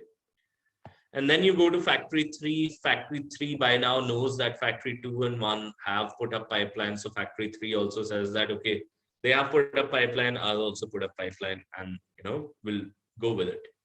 Yeah. And then let's say the third phase is now you actually have to build the waste treatment plant. So you spend the rest of your 80 lakhs or whatever, and you set up the waste treatment plant. Now 1 already knows that 2 and 3 are on their way. They are serious about doing it as well. So if he does it, he's not at a disadvantage. 2 also knows that, the others are serious, so they'll do it. 3 also knows that the others are serious, they'll do it. And eventually this happens for all 3 of them. All right. So just by breaking it down into stages, you'll be able to bring some cooperation in. Okay. Does that make sense? Cool. All right. So we have discussed 2 strategies until now. One is the carrot and stick strategy, where the automaton was sitting and was taking away your apples. The other strategy is break it down into stages, or create an infinite game. There are just 2 more strategies to go. And this one is really easy and simple, which is to create institutions. So institutional strategy is that, let's say there is a lake which has 100 fishes. You always have to have a minimum of 50 fishes in the lake. If you go below 50, then the fishes are not able to reproduce, and the population goes off balance. Okay. So each household has to then, per week, each household can withdraw up to 10 fishes from this lake. All right, 10 each. Okay, that's how you keep it to 50. You go below 50 and the population regenerative capacity of the fishes, it dies off, and one day you'll have no fishes at all. Okay, think about it. We play this game in terms of groundwater. We put those pumps, right, to withdraw water from the groundwater. It's a very similar game to that.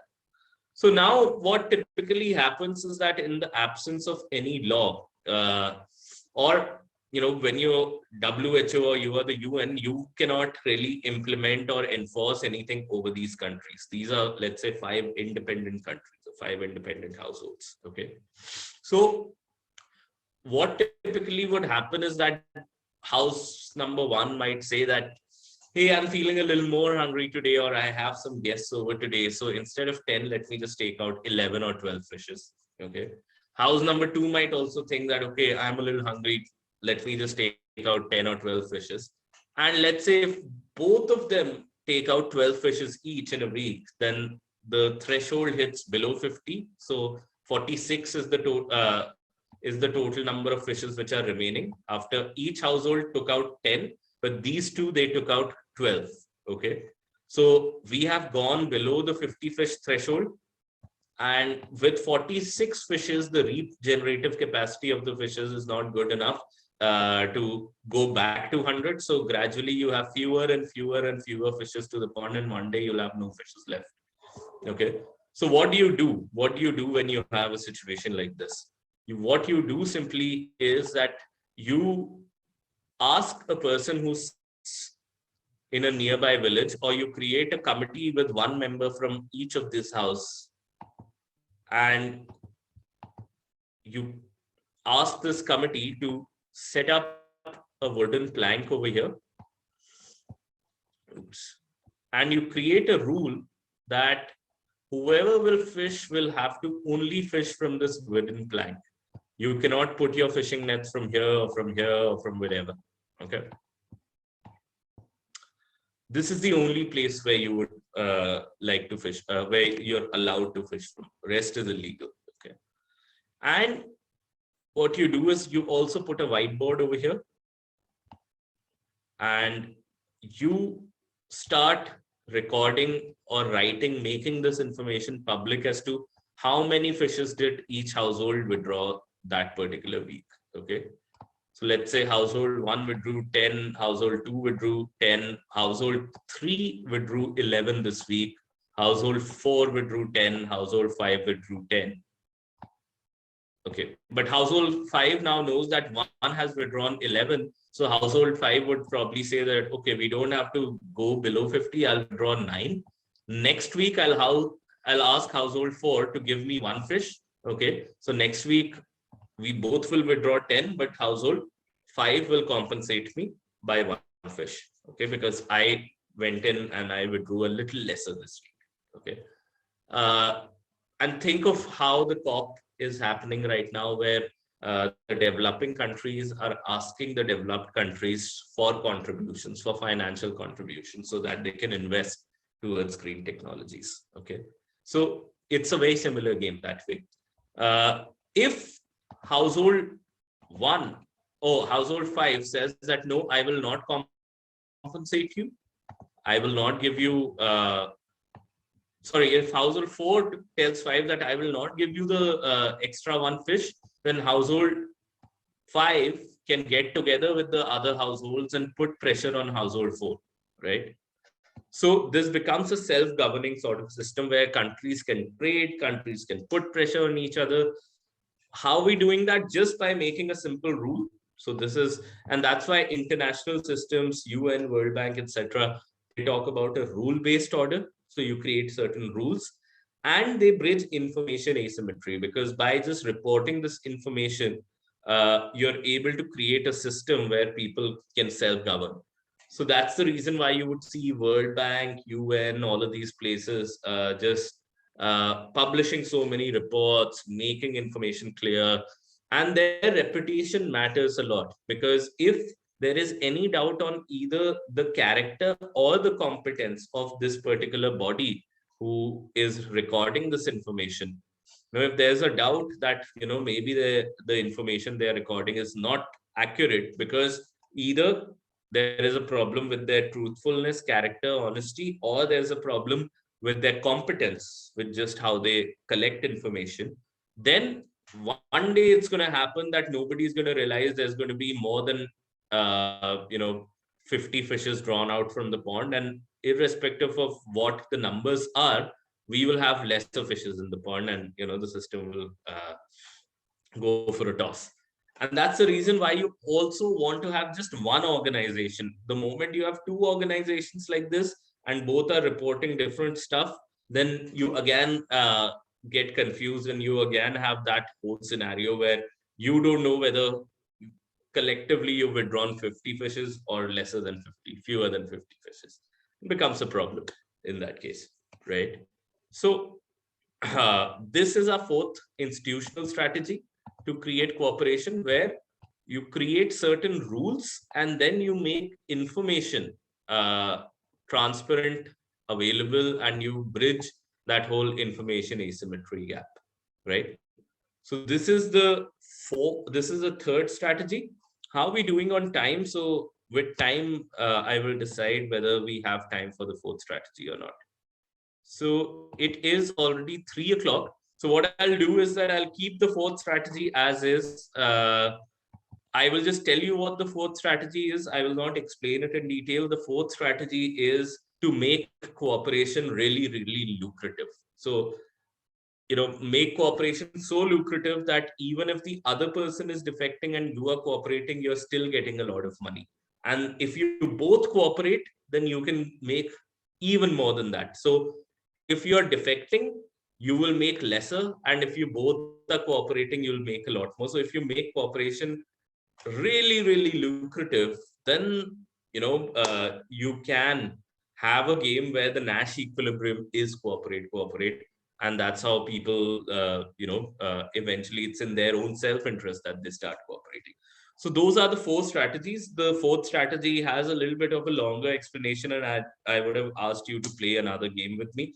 Would have taken us a bit longer, but I'm going to stop over here. If you have any questions, I'm going to answer those questions. Otherwise, if you think that stuff like this interests you, if you think that, theoretically, if you learn the stuff, you would want to practice some of these things and understand real life cases with mentors as we have in the Gpods Fellowship, then do apply. I know if you have seen the mentors, let me just show you who are the kind of people who are coming to this program.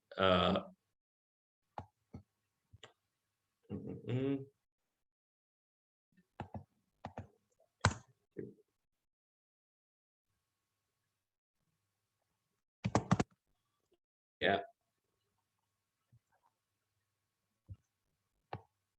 So you see that we have a number of folks, judges, diplomats, members of parliament, folks from the UN, like the Secretary General of the United Nations, international relations professionals. So these are the folks who will give you their real life experience, bureaucrats, as you see, former IASs, etc. So these are the people who will give you real life experiences. They'll also help you, with other mentorship, giving you career advice, giving you application advice for higher education. You'll have these mentorship sessions. You'll have 3 courses. These are 20-hour long courses, which are more theoretical. Mentorship sessions are more, experiential. And then you have workshops such as, effective writing and communication. You have workshop in fundraising. You have a workshop in, solving complex case studies for public policy and sustainability. So if that's the kind of stuff that interests you, then you need to log on to this website, www.gpods.org, and go to our apply now page, apply for the fellowship. It's a 3-month-long fellowship program. But once you're part of the fellowship, you're part of the fellowship network for all your life. And, with this sort of a program, you'll be able to not just build a lot of networks, but also, interact with people from all over the world, understand new opportunities, and, just be a more productive, responsible citizen. So that's what this fellowship is all about. Also helps you tremendously for your career. So it's been a pleasure speaking with you, and I hope to see some of you in this fellowship. So see you. Bye-bye. Thank you.